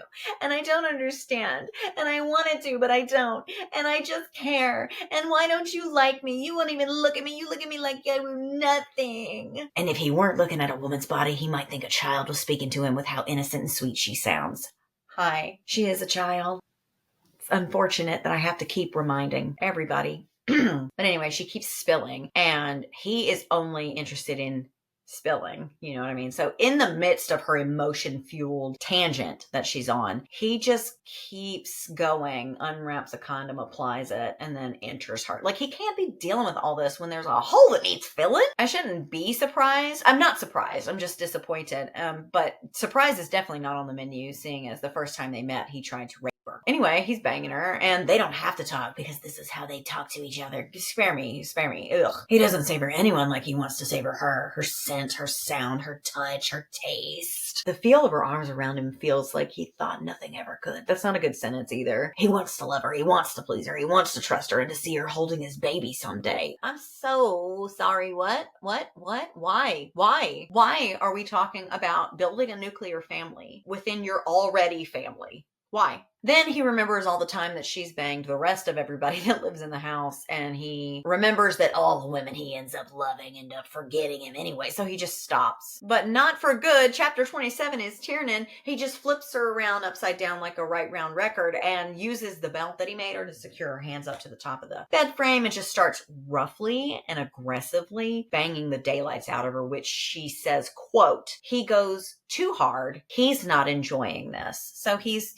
her again, or at least enacting sexual violence on her. And then she tells him to stop, but he doesn't. He then just starts clawing and biting at her, which I hate. And she starts to cry. And I guess her slut ass deserved this in some sort of a way, right? Is that what I'm meant to believe, that that's what he believed? He keeps trying to saw her in half with his rage sausage, and she frees herself from the belt somehow to like viciously attack him, like slapping him, pushing him. She scurries away. She's naked. She like runs away out into the hallway into Noah's bedroom and closes the door behind her. And she frantically crawls into his bed, naked again. Remember, she's naked. Just asks if he can hold her for a minute. Did he hurt you? He asks, trying to turn around, but I won't let him. Tell me the truth. I can't speak. I just shake my head. I'm the only one who hurts me.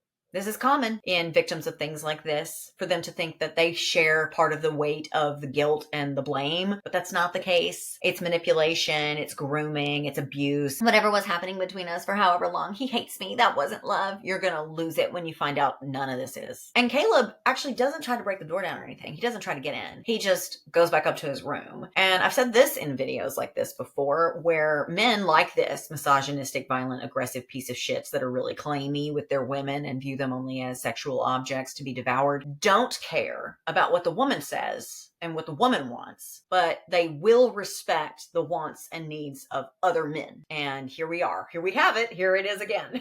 Misogyny is alive and well on the peak. Now, what could make this moment worse? Great question. I'm glad you asked it, because Noah just finally spilling all the stuff about Caleb. So the timing of this revelation makes it seem like you're using it in order to excuse his behavior. I'm not saying that that's what you're doing. I'm just saying the timing is weird. Wouldn't you agree with me, big dog? But Noah wouldn't do that. Noah's good. Long story short, this is where his trauma and selective mutism comes from. When he was about 4 years old, his mom, who was kind of not a good person, she was an addict, she was having affairs all over the town. She had Caleb in the car with her one day while she was running amok, and she locked him in the car in his seatbelt for 4 days because she went inside and she got all mixed up in some stuff. She passed out. She was doing some illegal substances, and the baby was left in the car. And he just screamed himself out for those 4 days. And then they finally found him sitting silently, blankly staring in his own filth. Yeah, that changed him and made him like wall up inside of himself and making everybody share in that pain through his silence and blah, blah, blah, blah. And something about how he can't trust women living in the house or whatever. And all these blurred lines just make everything so much more complicated. And so he snapped. And hearing this, she is angry still, but she doesn't want to hurt him. I do. Let me at him. She lays there with Noah for a little bit, and eventually she just grabs a t-shirt and leaves, but spots Caleb on the edge of the full bathtub or the running shower. I don't remember which one. And she knows that they both need space, but she wanders into the bathroom anyway. She approaches him like the wild animal he acts like, and when he doesn't immediately lash out, she hugs him. He doesn't hug her back, but she does find that he's got something clutched in one of his fists, and she opens it. Oh my God, what is it? It's one of the legs to one of the pieces of furniture that she's working on.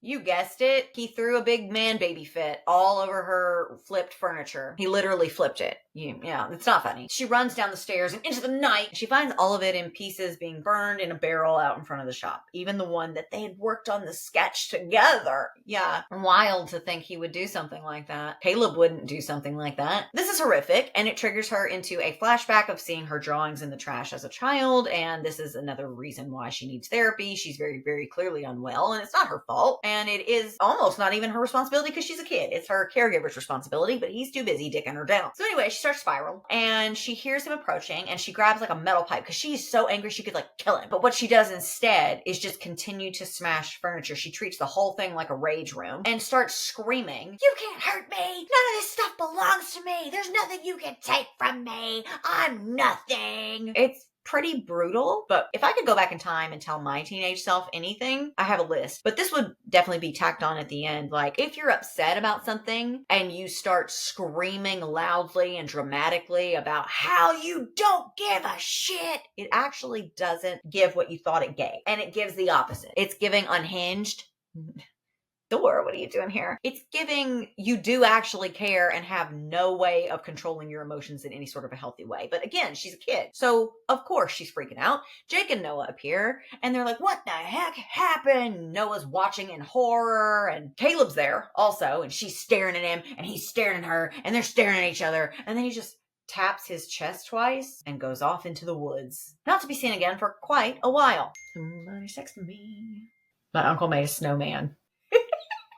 That's how uncles are supposed to act.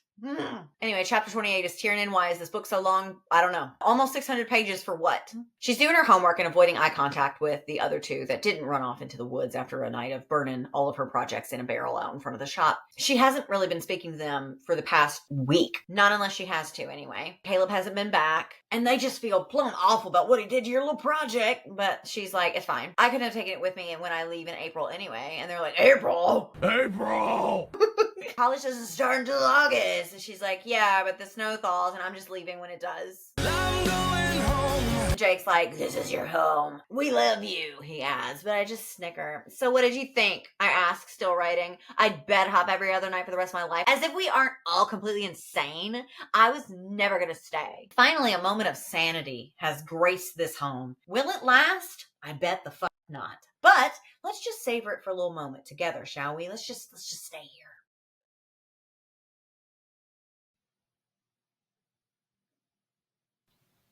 Great. All right. "We would have backed off," he says. "Caleb's in love with you." Caleb? I breathe out a laugh. Is an animal. I'd be surprised if he remembered the color of my eyes right now. Like any girl, I only matter as much as his next piece of ass. That's what I am good to him for. What? That's what I'm good for to him. It's still not good. It's not a good sentence. Yeah, no, sorry to break it to you. Sanity doesn't last long around these parts.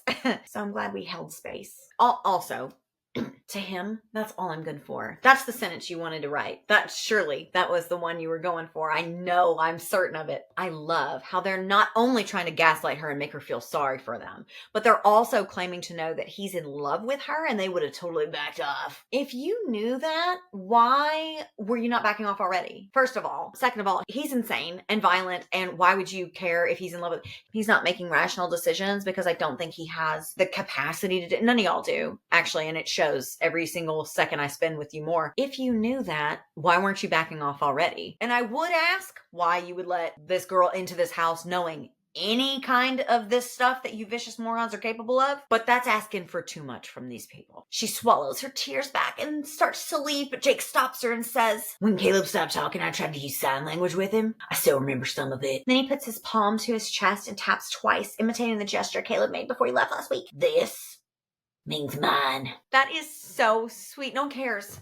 No one fucking cares. I don't goddamn care. Am I supposed to care? He's like mid-20s, right? Or like early mid-20s, Caleb. And she's a high school senior. So I don't give a fuck that he's in love with her. Also, minor serious cap.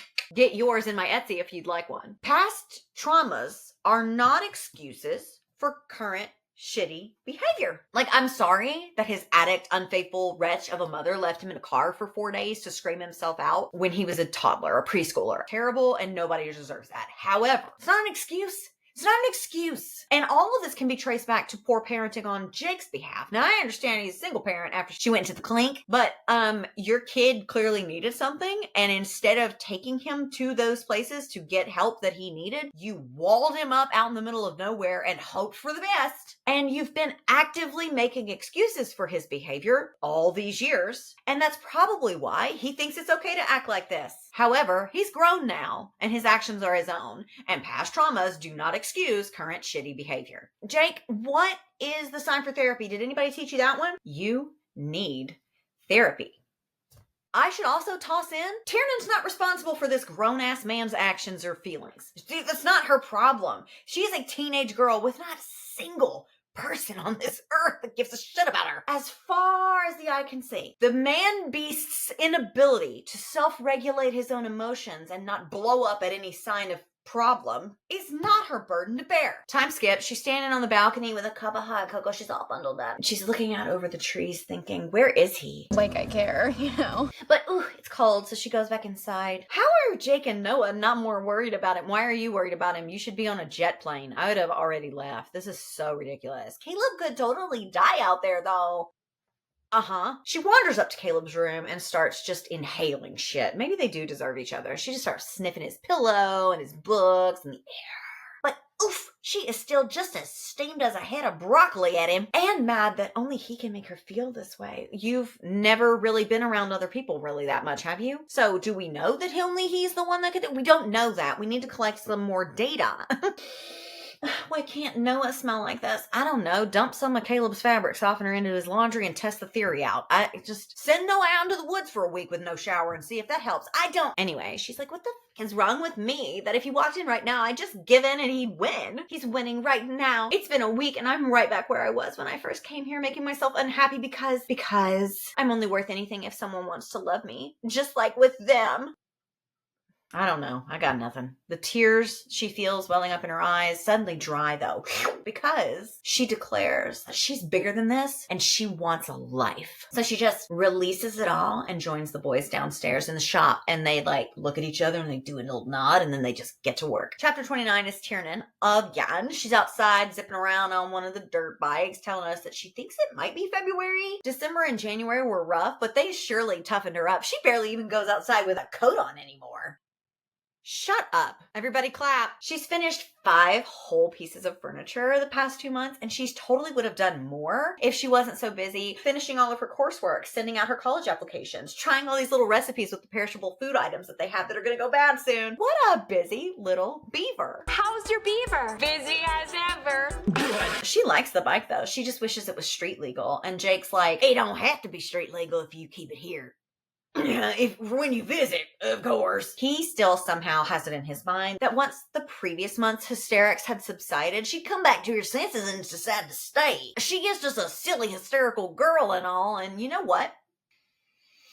I bet that's exactly what happens. And she does completely change her mind, and none of this matters, so I'm not going to talk anymore. I'm in hell. She walks into the house, and Noah comes bursting in through the door, and they both race towards the bathroom, fighting over who gets it first. His dick rubs me through my clothes, and I shift. Cousins being cousins. You can go first, I say. You need to take care of something. It seems. I try to step to the side, but he stops me. You need to take care of something, you mean. He stares down at me and I can feel the heat rolling off of him. All that's standing in his way is me. Do you love him? Because if you don't, then come in the shower with me because my body's screaming. No, Noah. That's just me. She stills and like leans into him, but says no and like pushes him back a little bit. You love him. I don't know. I don't love you though. Not like that. Noah needs his brother a lot more than he needs me. I don't want to be in the middle. You literally just were though. You literally just were. It's a little sandwich. Noah on the bottom, Caleb on the top, Tiernan in the middle. It was a Noah Caleb double feature sandwich. Extra mayo.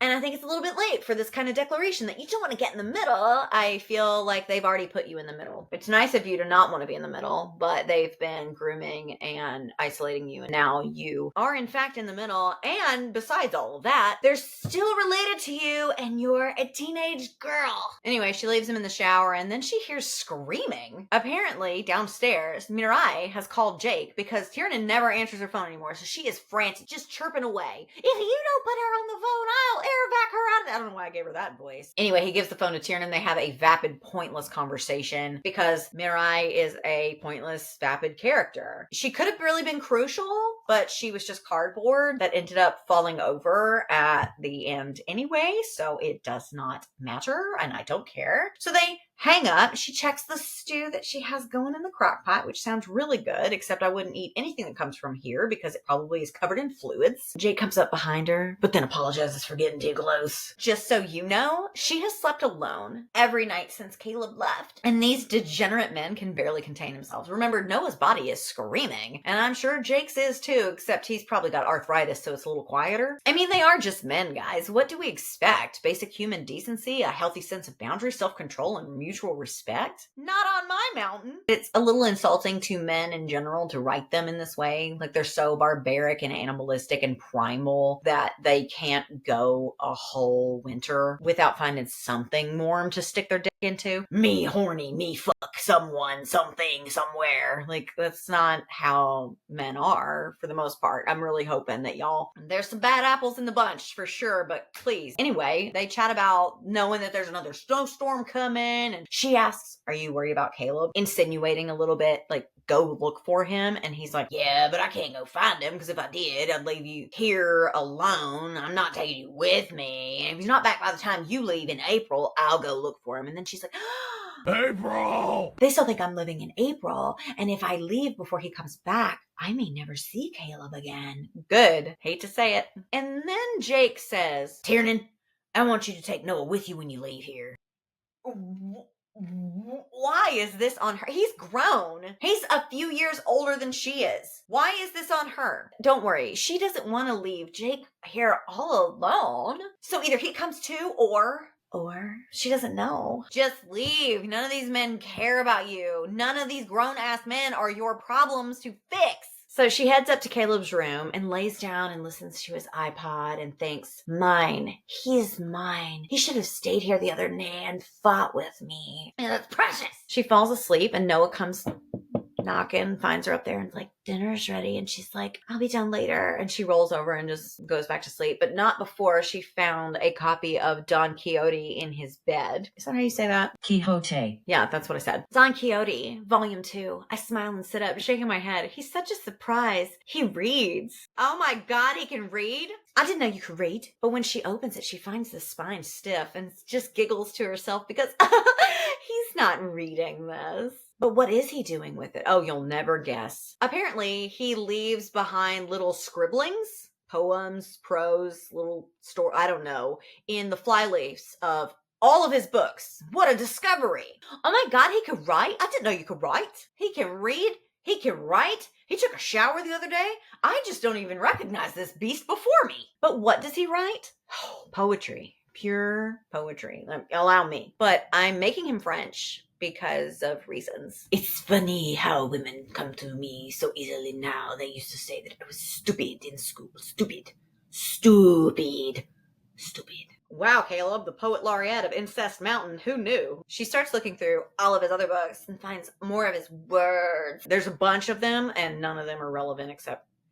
No, they're not. They're not relevant. Some of them are seemingly about her. She also finds some that he practically like carved into the pages. So that's fun. So all these books, they ain't reading books. They're writing books. Man, he is gonna freak out when he discovers notebooks. Then she finds one of him talking about like comforting her through her nightmares and explaining that Sissy bloodied her own nose in the cave that day because I rejected her. That's convenient. A likely story. And this all reads like a Unabomber manifesto. But she is just weeping because she finally can hear him. He's talking to her, moved by all the things that he wrote down that are literally not good. They're not great. They're fine. Who cares? I can't even begin to tell you how unmoved I am. So instead, I'm going to just show you. I had to blink. I'm not leaving Jake here alone. I'm not leaving without Caleb and me having it out. I'm not taking Noah without them saying goodbye. I want him home. And she doesn't know how much time has passed, but it's dark and all the dudes left in the house are asleep. So she goes down to wake Noah up and she's like, let's go get Caleb. Rescue mission, chapter 30, Tiernan. How's everybody feeling? I jest. She tells Noah it's 18 degrees outside and those clouds are less than 6,000 feet away. So we gotta move. Oh my God, Tiernan. Who are you? Twister's leading lady Kate Carter, played by Daisy Edgar Jones. This is an EF5. Anyway, they load up the snowmobiles and head out late last night. Jake's gonna be so mad, but no one cares. He's not actually parenting any of these people anyway, so I don't give a shit. Nothing matters anyway because Caleb is in love with her and she's in love with him, and what else matters but love? Noah's leading the way, but since he's only been up here a couple of times back before he was even in double digits, he doesn't know where he's going, and so the storm is breathing down their neck, and we have a high stakes climax. Another one. They're in the snow. It's too deep. They have to abandon the snowmobiles. They start going on foot the rest of the way. If only you had a truck. Why didn't you bring the truck? You could just bulldoze down through all of these. This wouldn't be a problem if you were in the truck. Using some of the words that she found in his journal, they kind of have a general idea of where he's going because she thought it was going to be the cabin. But when she says something about the creaks and the sounds and the blah, blah, blah, then Noah's like, I know where he is. But I don't know that he does. But they keep going, even though it started to sleet and the lightning strikes, and I'm almost certain the thunder rolled. They finally come to a cave that's not actually a cave, it's a tunnel, and it leads to the cabin. I don't know why we're excited. Hooray! I don't know why we're excited because I thought he wasn't at the cabin. I thought he was somewhere else. Anyway, they barrel into the cave and then into the cabin and call out his name, but he's clearly not there, but he has been. Just not for a few days. He left some of his guns and or rifles behind, and he would never do that. Oh my God, he's out there unprotected. She starts to cry because he's in danger. I am the danger. I wish I cared, even slightly at all, but I don't. She starts to panic and try to leave, and Noah makes her stay, and the storm's too terrible. You can't go out there because you'll die, and I'll die because I'll have to come after you. And so what they end up doing is bunkering down and she starts picturing him dead in the snow when it's not funny, but in all honesty, let's take a moment and picture it. We're manifesting the life that we want. Time skip. She wakes up, the storm has passed, and it wasn't snow, actually, but rain. So that means that it's a little warmer outside than they thought. So it won't be as cold today when they go looking for Caleb some more. Noah, he's about to go to the lake nearby to catch them some fish and make them some breakfast before they set out to look for Caleb. And she's getting ready for the day, getting dressed, and she sees movement outside the window. Don't get excited. It's just a deer. She thinks about shooting it, but shoos it away instead. And that's when she spots Caleb hiding in the bushes. He's out here all night. He sees her too through his rifle scope. Oh my God, you pointed a loaded weapon at her. He was going to shoot the deer, tracking the deer, but geez Louise, man, at ease. He approaches her and she notices he's soaked from the knees down and frostbite, hypothermia? Not on my mountain. I mean, Tiernan doesn't even need to go outside with a coat most days, so frostbite and hypothermia are not real. And they have their love to keep them warm after all. She asks him to come home and he just stands there silently, as he always does, but then he just wraps her in a hug and they kiss and she cries, I love you, Caleb, I love you. And he doesn't say it back. Yeah. He carries her into the house and kissing and biting and love truly is magical, isn't it? She thinks this to herself in her blissful, lovey haze. Let's not be friends. Let's fight and laugh and make babies someday and go insane because I'm fucking in love with you. Go insane. Darling, I hate to break it to you, but we're already there. They bang it out right here in the cold ass cabin with Noah probably headed back, I would imagine. She's like, I never want to let him go. Not now, not in April, not when the snow melts, not in August when school starts. Never, ever. And tells him, there's been no one since you've left. What a relief, huh? I mean, I don't think, let's zoom out and do a normal situation. I don't think that if I was dating someone and I found out they had slept with my mother, and so I, run off and I don't speak to them for a couple of months and then they show back up, that them telling me that they haven't slept with my mother in the last 2 months would make me feel much better. But this isn't my book. This isn't a normal story. This is dark romance and this is hot and dreamy. Just then, as they're banging, Noah calls from outside. And they're so loud that no one knows. I see you found Caleb. Come on, let me in. It's cold. Rushes into the snowstorm, risking her own life to save one brother that's out in the snowstorm. And once that brother is found and properly mounted, locks the other brother out in said snow. Cool. Chapter 31 is Tiernan. At some point, they let Noah in, I guess, and they haven't gone home immediately, which I think is really weird because wouldn't Jake be looking for them? And then wouldn't Jake also try to come find them? And then they're all stuck out in the mountain. But anyway, Noah's asleep and Caleb's eyes are closed, but she knows he's not asleep. She's just tracing his little face. He's just so sweet, so dreamy, so cute. And she's thinking about how she said she loved him yesterday, but he didn't say it back. He may never say it back. Yeah. Oh, the irony. 6 months ago, I ran from a life of people who wouldn't talk to me and ended up falling for a guy who may never say a word to me. Mwah. Delicious, delicious irony. I also forgot to mention earlier, I didn't think it was important, so I didn't mention it, but he's been said to have like a cursive, like very, very faint little tiny tattoo on his neck that she couldn't read until now because she's finally up close to him. Hold on. Do you want to guess? Okay, guess. Credence. It says Credence. And then she tells us that credence is the belief that something is true. And she doesn't understand, but maybe she does. Because how can she ever really know that he loves her if he won't see it? How will I know? She just has to believe. You just gotta believe. They talk. Well, she talks and he grunts or raises an eyebrow or nods. And then they start messing around again, even though Noah's there.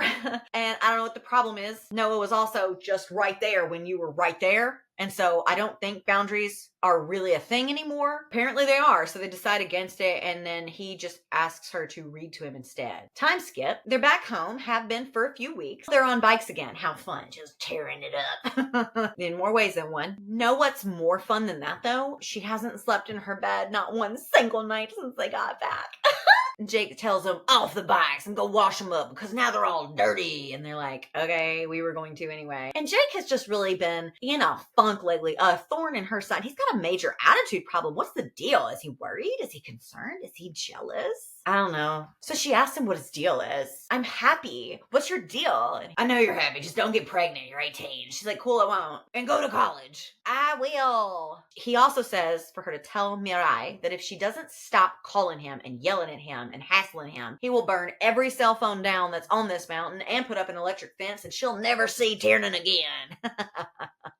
It's not funny if the threat is tangible, possible, probable, inevitable. And she shakes her head thinking, man, no one can rile him up quite like Mirai can. I really don't like that. And since I'm in the future, I'm gonna tell you, I had a reason to not like this. She and Caleb go inside so she can check the cinnamon rolls she has in the oven. Oh, she is just a little Betty Crocker. And so he can change a light bulb. How many Calebs does it take to change a light bulb? The answer? 1. Noah comes in and has some news. Turns out he's got a meeting with a potential sponsor in LA in April. So he asked if he can come stay with her when they do that. And she's like, oh, yeah, I did say I was going to leave in April. He can stay at the house, totally. There's no reason why he shouldn't use it. I just might not be there. Noah leans in and is like, listen, I love my brother, but this life ain't for you. I'm taking you with me when I leave. I love you as a friend or a cousin or whatever. And once this whole thing wears off, you're going to be miserable. He will make you miserable. Which is a kind thing to say about your brother, especially when you've been like excusing and overlooking his terrible behavior this whole time. Now you want to swoop in and say that he would make her miserable. I just feel like it's very shaky ground we're walking on. How can she trust you? You're a piece of shit too. His blue eyes narrow on me. He needs someone brain dead who doesn't care about dying in this town where nothing changes except the seasons. You might not have cared before, but I know there's a whole wide world out there you wouldn't mind seeing now. He's too volatile, too stubborn. He will never leave this peak Tiernan ever. You want more, I know you do. And she's like, gulp, maybe I do. Maybe she does want a life and a job and a career and a way to stamp her existence on the world long after she leaves it. A mark on everything. But maybe none of that matters unless you have someone to share it with. Honestly, girly pop, that's a fair point. But why does it have to be your cousin? That's all I'm asking. I just need you to unpack it and answer quickly. But then, he's your number one, I hear Noah say. He's not supposed to be the one you spend your life with, right? Yes, Amelia de Hans's words have come back from the dead to haunt them about those 3 great loves you remember from the first part. Amelia may be dead, but her sage wisdom is not. Chapter 32, Tiernan. 2 months later. We are closely approaching the finish line here, and good God, it honestly couldn't come a moment too soon, but I'm really unsure how all this is supposed to wrap up so quickly. I look down at the toilet paper and see red spotting. My shoulders instantly relaxing as I let out a breath. Thank God. I laughed to myself and quickly finish up. 3 days of worrying finally ending. I knew I should have gotten an implant. I've been taking my birth control, but it's not as effective as other methods. And being a teen mom is not where I want to be right now. The press and Chapel Peak would have a field day if I came off this mountain pregnant. I'm not even sure how Caleb would take it either. Shoo! What a relief. The snow is starting to thaw, and oh my God, she wishes that it would just slow down. If I could turn back time. If only. Apparently, Mirai is coming for a visit. What a terrible idea. That is a terrible idea. Abort. But it's going to be okay because Tiernan has been working overtime to make sure the house looks good and it's clean and everything's nice for her visit. Great plan, T. Honestly, people underestimate the power of a doily, but if you put enough of those little sons of bitches around, she won't pick up on the sexual tension between you, your cousin, and your uncle. I mean, there's that future college student thinking right there. She takes a moment to stare at herself in the mirror and run her hand over her flat belly, can't relate, and just let her imagination run. I mean, she would love to have his baby and see him become a father. Yeah, I think he'd be great at that. I think, but she's just not ready yet, And then Noah and Caleb walk in on her having this little moment with herself, and they're gagged. But she's like, no, dude, Shaw, I was just playing. I got my period today. Everything's fine. I'm not stupid. No big deal. Caleb steps up, though. He runs his hand over her belly and then drags her to the bathroom and takes her birth control and starts to throw it in the trash. And you know what? We're along for the ride at this point. So if you're expecting me to say how deranged this whole thing is, I'm not going to. Sorry to disappoint. It's precious. It's so sweet. Oh my God. He wants us to have a baby. He wants me. How precious. So she stops him before he throws them away. And she's like, not right now. It's really sweet, but we have our whole lives. And then he just kisses her to shut her up. And then she hears them drop them in the trash anyway. Great. He carries her upstairs to bed and she makes a mental note to grab them out of the trash once they're done doing all this. Time skip. They're back downstairs. She's sitting in his lap as he feeds her pieces of chicken. And again, I just think it's going to be great to have Mirai here. Eating chicken and smiling like they have a secret, which we do. We're not actually trying to get pregnant, are we? I mean, I haven't dug the pills out yet, but leaving him is the last thing I want to do. It seems nice, the idea of building a family with him. He's almost 22. He seems ready for it all. I wasn't ready for that when I was 22.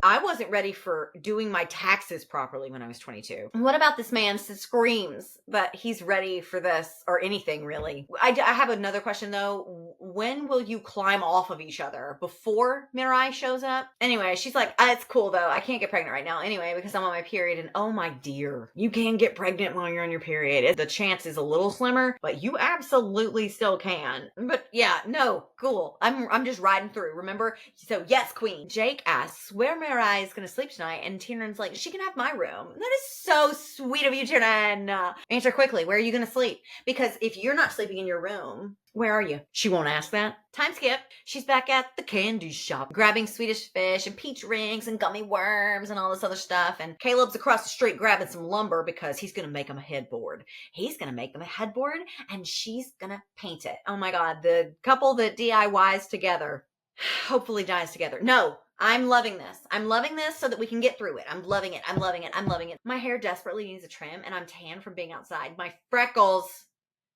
popping like never before. And oh no, this is the first and only mention of freckles in the book. But my golly, they are there. What a surprise. There's also a guy in the shop that says, you're like their cousins, right? And then starts flirting with her and asks her to pizza. And then Caleb walks up and laces their fingers together and leaves them out the door. Everybody knows that they're cousins. He literally just said it. TMZ isn't here. Mirai is not here. You're really literally burning the whole thing down now, aren't you? I can't do this. Okay, so he kisses her in the street.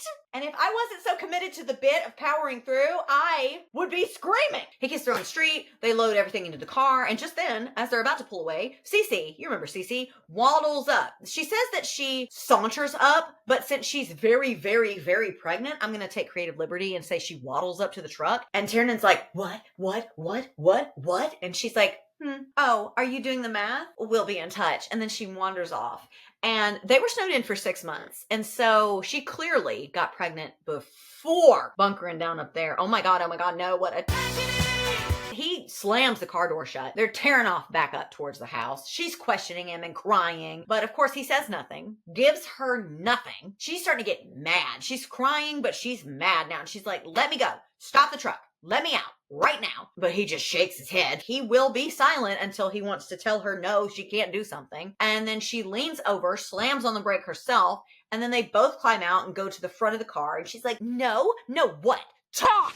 I know you can. Okay. Is that baby yours? Say something now. He says nothing. No nod, no shake, No chin jutting, nothing. And Noah arrives, physically gets there on his bike. He's not, we're not doing all that. He's like, what's all this about? And she climbs on the back of his bike. She gives Caleb a few more seconds to see if he'll actually say anything or do anything or make any moves. He doesn't. So she gets on his bike and rides with him back home. Chapter 33 is Tiernan again, and she is going back home and trying to just put all of this out of her mind because apparently Noah made good on his promise to get her some photos up on their webpage. So she has a photo shoot today. Big day.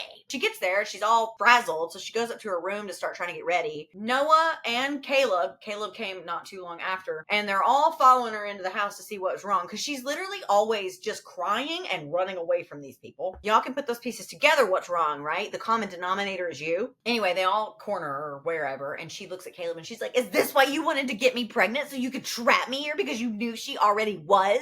And then Jake's like, are you pregnant? No, thank God. Yeah, it's actually a great thing that you're not. But this makes Caleb big mad. The other two guys try to stop him, but he just pushes his way through. He's like a little, like, megalodon light. And he forces his face onto Tiernan's. And then the other guys pull him off. She's pushing. She just starts spilling. She's like, Cece's very pregnant. Obviously, she has been for a while. And I know, blah, blah, whatever. And she, again, begs him to say something or write it down. Anything. Like, just tell me you love me. And he does nothing. He doesn't do anything. He doesn't do this, bitch. None of it. And this is the moment where the photographer comes into the house. We're ready for you. Whew. So she just goes outside to do that instead. And she also says that she can't live in a house like this where someone refuses to speak to her again. What about all the delicious irony? We're eating. So they get her into hair and makeup, and they start making some really, really weird comments about making her pretty, not porno. I want her to look like regular guys can get with her. Everybody's just sexualizing the kid. That's cool. That's cool. Yeah, great. And then they have her get on a bike and call Noah over to get on the bike behind her. Everybody knows that she's their cousin. What are we doing? Anyway, they're instructing her like, jut your ass out, lean into him, stuff like that. And then somebody's like, hey, not too much though. He's her cousin. They both chuckle on the bike to themselves. This is not the worst thing we've done to each other. I know, we know. Why, yeah, no, it's not a funny joke. It's not funny, haha. Anyway, they're cousins. Like, what is the marketing plan here? As somebody who does a little bit of dabbling in marketing, I mean, I'm no savant the way, Caleb is with sketching and writing words down and the way she flips furniture, of course, but I do a little dabbling. What is the marketing strategy here? Like, want us to fix up your back? Call us and we'll give you a good price. We won't fuck you, just each other. They're having this sexually charged photo shoot, and no one has a problem with it. Actually, everybody's like really excited about it, living for it. And then Noah whispers, like, just so you know, we're not letting you go. This is family. Like, no matter what happens between her and Caleb, whatever. This is family. I promise you it's not. Sexually charged photo shoot. Jake and Caleb are also watching from the sidelines. And then a couple other racers and their girlfriends show up and start making really crass comments about Tiernan. Like, what did she do up here all winter? I wouldn't mind being locked up here with her too. She's different than we saw her last year. Blah, blah, blah. And so Caleb, never been chill a day in his life, Vanderberg, starts just beating the shit out of everybody as if he doesn't have enough problems already. And then Jake tells the guys, like, hit the road. It's a closed shoot. How'd they get in then? How'd they get up here and in? Why? Tiernan heard the guys making all these comments and the ruckus and all this stuff going on, and then she turns and sees the guys leaving and she thinks to herself, those must be the guys who were making the comments. Yeah.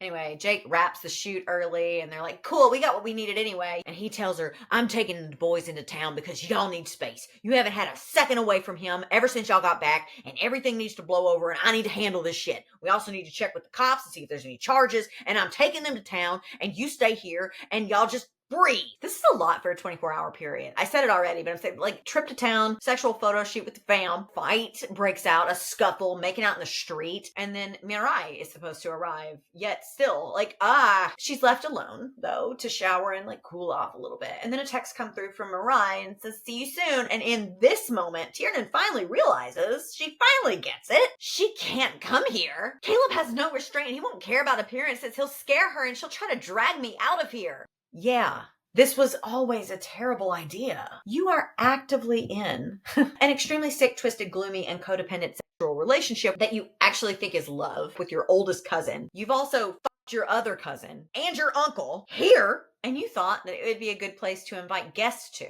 Maybe she shouldn't go to college. She's a child. She's a victim. Okay, I'm sorry. Anyway, she starts packing up because she's like, you know what? She can't stay here. But I'll just get her and we'll go to a hotel and I'll stay with her for a few nights. It might be good to get some space, some distance. She even considers going back to LA with her, but she knows that if she leaves, she won't come back. Not unless Caleb comes and drags her back himself. And is she ready to make that choice? She goes up to his room to grab some of the stuff she left up there and leaves a note for him in one of his dumb books. It's forever long. Like, the bitch is wordy. Y'all think I'm long-winded. She loves the good times with him, but the bad ones, they are really, really bad. And they make her feel like she's fighting for her parents' love all over again. Said the thing about the first love and blah, blah, blah. And that this isn't forever. And love, lust, learn. And the fourth one, listen. I think it's time for me to be alone and listen to myself.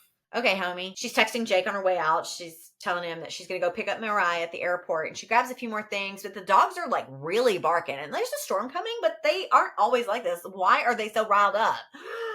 And the animals are upset. So she goes to the barn to try to calm them down, and then she hears a voice behind her say, "It's not the storm that's freaking them out." Sorry, I had to take a break and eat some pizza.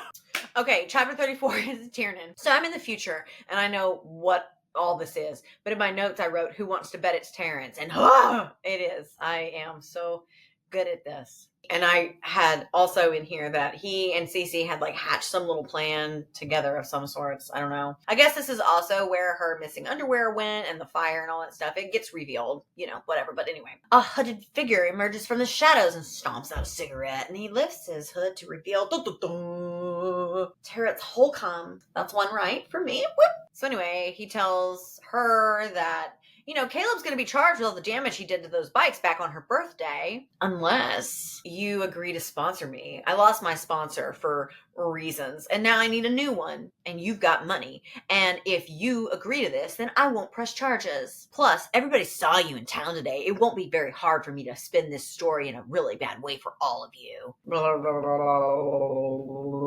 Just then, the phone rings, so she uses that as a means to dart into the house, and he comes after her. And so she answers the phone and then like tucks it in her pocket. It's Jake, by the way, so he can hear everything that's going on. And there are two other men here, little lackeys that are here on this scheme with Terrence. We don't know who they are, but she describes one of them later. I don't know. Anyway, she wants to be able to signal Jake without Terrence knowing that she's on the phone. She's a brainiac. So Terrence comes in and delivers a monologue that is akin to a very, very poorly made slasher movie where the villain tells his whole plan bit by bit. And so obviously Jake hears all of this. He's like, "Listen, you can control the money, you can control me, and we can bang. I mean, I won't be faithful to you, but I'll be at your beck and call. You know, what do you say? What do you say? Think about it." So she starts ninja starring the kitchen knives at everybody. I guess this is one of those skills they taught her. I don't know. And she runs back outside and she hides either in or behind one of the pieces of furniture that she's working on. I don't remember, and I refuse to go back. They're like, "Find her. She couldn't have gotten far, dude." And it's not exciting at all. I don't care about any of this. If you want to write in romance, I don't know why you don't just do that. There's no need.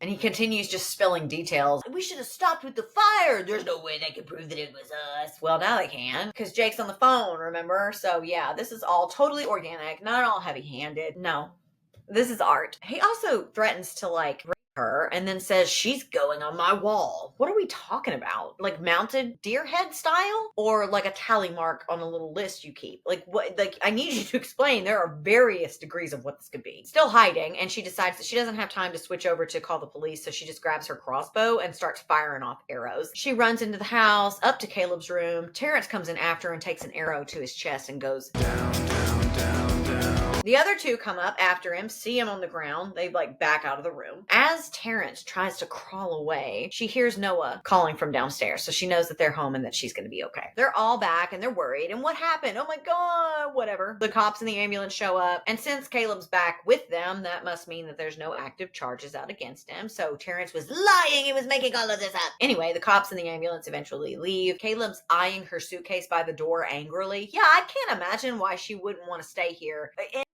Grooming, abuse, crazy people aside, there are insane town folk that have tried to kill her more than once at this point. But sure, he's angry. What else does he feel ever? Also, Noah tells her, baby's not Caleb's. It was something to do with Terrence and Cece. They hatched it together. Another win for me. Another going on my wall. And then Mariah is there all of a sudden. Great. Great. Oh God. But Tiernan just like rushes up to her and she's freaking out. And Tiernan's like, let's just get a hotel. Let's just get out of here. And she's like, no, you tell me what's going on. I don't really even know why she's here. Like, why don't you just fire her? She was your nanny. And you're 18 now. If you're such a big grown up, why do you have a nanny still that won't leave you alone? It's weird. She tries to get Mirai to go and she's like, I'm coming with you. I just blah, blah, blah. And then she sees Caleb putting her suitcase in the car, telling her to go, helping her leave. Basically. And this is how it ends. He'd rather her leave than communicate with her. Ouch. Noah and Jake come out. They're like, no, you can't leave. No. But she tells Mirai to leave and drive. And so she does. Chapter 35 is Tiernan. And man, it has been a wild 24 hours, hasn't it? Let me look real quick. Hold on. Flights from LA to Colorado. We'll just do Denver. Oh, it's like 3 hours. Like three hours. A little more, like maybe 4 with a layover or whatever. But man, this is a real big 24 hours because she's back. She's back in LA in her house. Had 2 pregnancy scares for 2 different bitches, a horny visit to town, a photo shoot, a hostage blackmail situation, a plane ride, another plane ride, spillage of tea. Damn. She's in her quiet, tomb-like LA home and she's missing the raucous noises of the boys.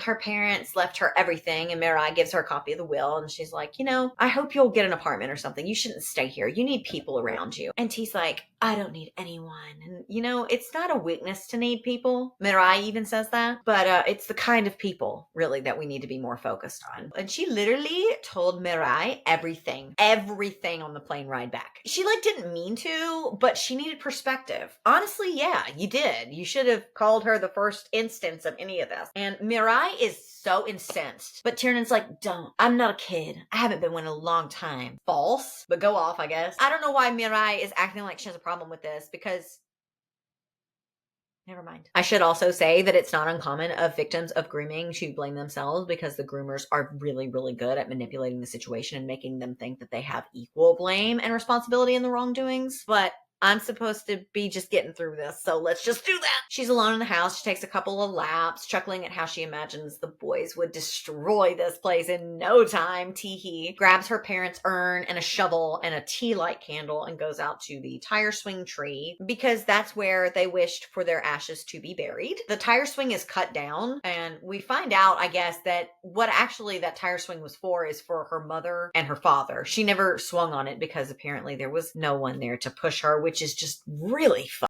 sad. But the dad used to push the mom because it was their favorite place to spend time. There's even like a little photo shoot that they did there. And it's like really sad, yes, that she didn't have anybody to push her. But as someone who had a tire swing when I was a kid, I can say that you don't need anyone to push you on a tire swing. You just pull it back, hold on, run, and then jump on. But I'm a problem solver. She blows out the candle, heads back inside, and Mirai had left for a little while, but she came back and she finds Tiernan wandering through her mom's closet. And Tiernan asks her to set up an auction where they can sell all this stuff and donate to all their favorite charities. And she's like, are you sure? And she's like, I'm sure. There's nothing she wants here anymore anyway.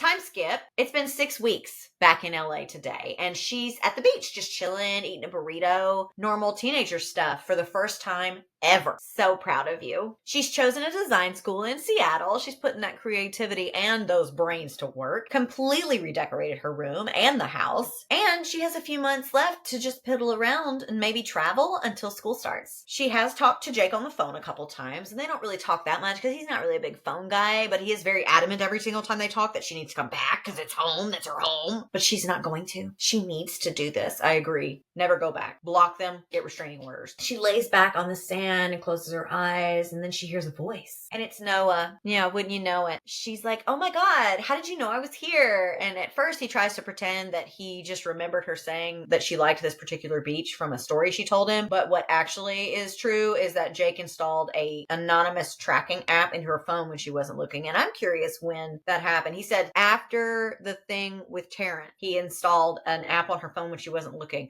This all happened in a 24-hour period. So when exactly was she not looking? Was Was it when she was being questioned by the police? Was it when she was being bandaged up in the ambulance? Anyway, Noah's also been in LA for about 6 weeks, and she's like, why didn't you come find me? And he's like, I think I needed to be alone too. He got a sponsor, very thrilled about it. And you know what? She was right this whole time. He was in love, but not with her. With racing.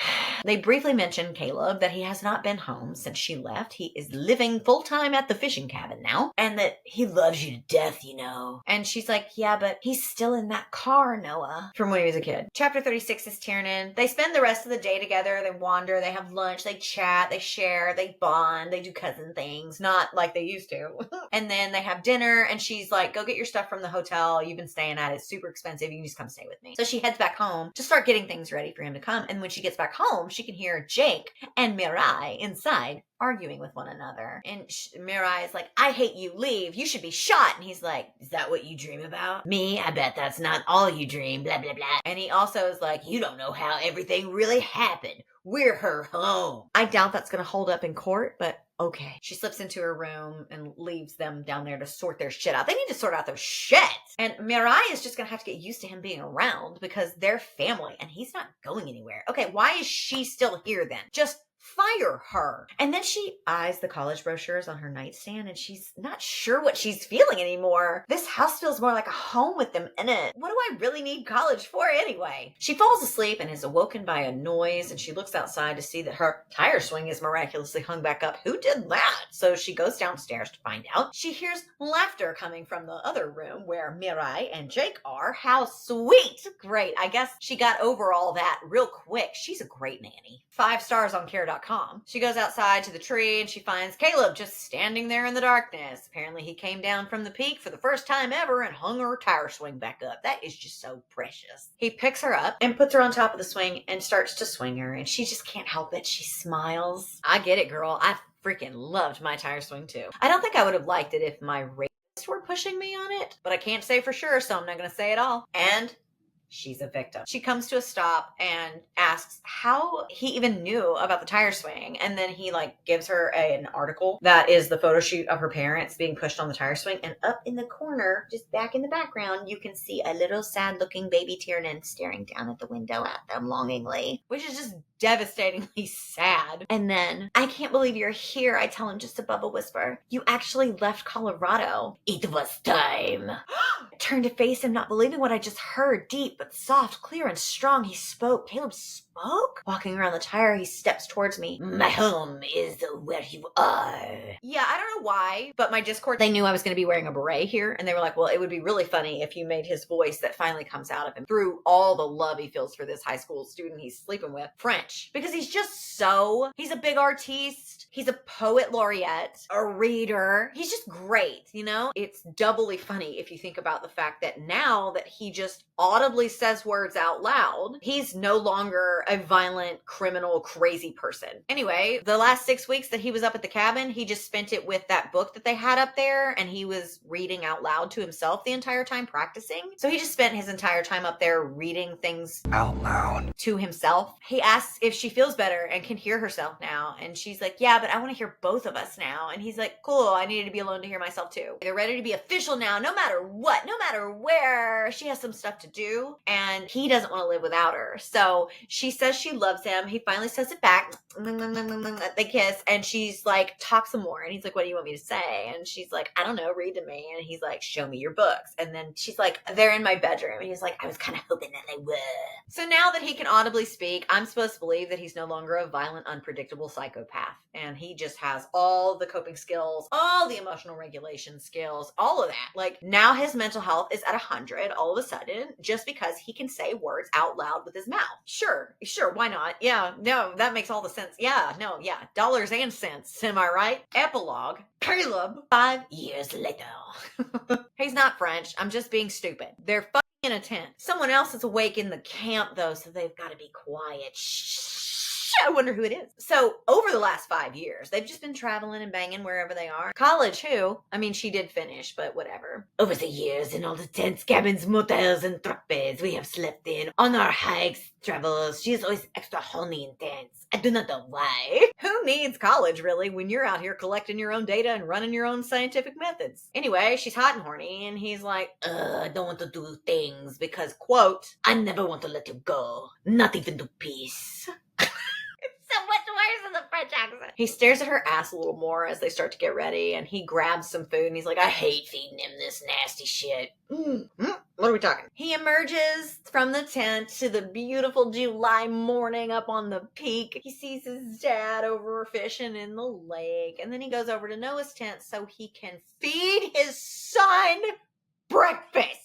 Because of course, it was only a matter of time. Why is this baby sleeping with Noah? I don't know. Everybody sleeps with everybody in this family. I stand there, appreciated the view for a moment. Raven is 18 months, and even though it was hard for Tiana to finish her degree as a new mom, she did it. With some help from me. We stayed in Seattle for a year after she graduated, raising him and road tripping, but finally now we are home in Chapel Peak. Shout out to whoever it was in my Discord that said it would be funny, since I'm wearing a beret, to make his final reveal. I think it was Sam, to make his final voice reveal French. I think it's a great idea, and I think you're a genius. Also, if you want to join my Discord, it is a really fun little place. You can do so by signing up for any tier on my Bindery page. So he wakes up the little bugger and gives him some breakfast. It's like avocado and tofu. This is a fancy ass baby. Jake has apparently merged their business with the guy who's sponsoring Noah. So Jake's in LA a lot now. They're all so fancy. And Tiernan and Caleb have moved into the house on the peak, but that's only temporary because they're waiting on their own little special love fuck cabin to be built up there. Noah's staring at him as he feeds him and finally asks him, what do you want me to do with the ashes? Their mom died. Cancer. They decide on splitting the ashes. He wanders over to where his dad, Jake, is fishing, and Jake's like, it's nice having kids around again. I can do better with them this time. If you want to have a few more, it's fine by me. And Caleb looks to Jake's tent where someone, Mirai, is sleeping, and he says that he can go ahead and have some more kids himself if he wants to. Now, even though I saw this coming, I hoped that I was wrong. So Tiernan and Caleb get dressed in their swimmies and the baby, and they take him for a little dip in the lake into the cave behind the waterfall, which, if you'll recall, Jake told her is the place that guys like to take girls to in. Why not bring the baby there? And they're in there with their baby, and they're talking about the last time they were here, and Caleb's like, you wanted me. And she's like, you scared me. Not as much as you wanted me. She's like, no, you scared me ever since I met you. And he's like, I could not hear your words of dissent over all of the panting in the morning in the garage that first night. Are we talking about how you almost raped her in front of your 18-month-old child? There's a baby in the cave. Anyway, they decided to leave the baby with Noah again for another night and come back and bang in the cave when it gets dark and everybody goes to sleep. The end. Yeah, the end. All right, that's it. I'm done. I am officially finished with Credence by Penelope Douglas. Thank you from the bottom of my heart, Rivka, for commissioning me to review this, because now, I have always been a little bit curious about this book because I see it so many places. It's on so many dark romance and taboo romance lists. And so, yeah, my curiosity is piqued when something like that comes along. It's how I found The Wild, after all. And you would think that I would learn my lesson by now. But like Tiernan said about banging it out with Caleb, some lessons need to be learned the hard way. It's not for me. It's not for me. And that's okay. Not everything is. I hope you enjoyed my French accent. Let me know if I need to do that more. Please say no. It's so obnoxious. I know that it is. Thank you for watching. Please don't forget to like the video if you enjoyed this. Share it with a friend if you think they would enjoy it. Leave me a comment. Leave a little baguette. We'll confuse everyone who has read this and hasn't gotten to the end of the review. They'll be like, why is there all this bread? And I will shut up and roll the beautiful bean footage now because I think we've all earned it, don't you? Love you. You don't have to say it back. I'll see you in the next video. Ian's out here looking at the snow. He isn't sure if he likes it or not.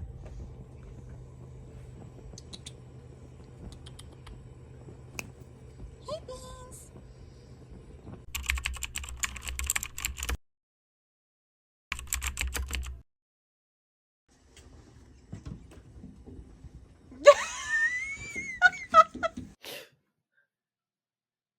Oh, bye.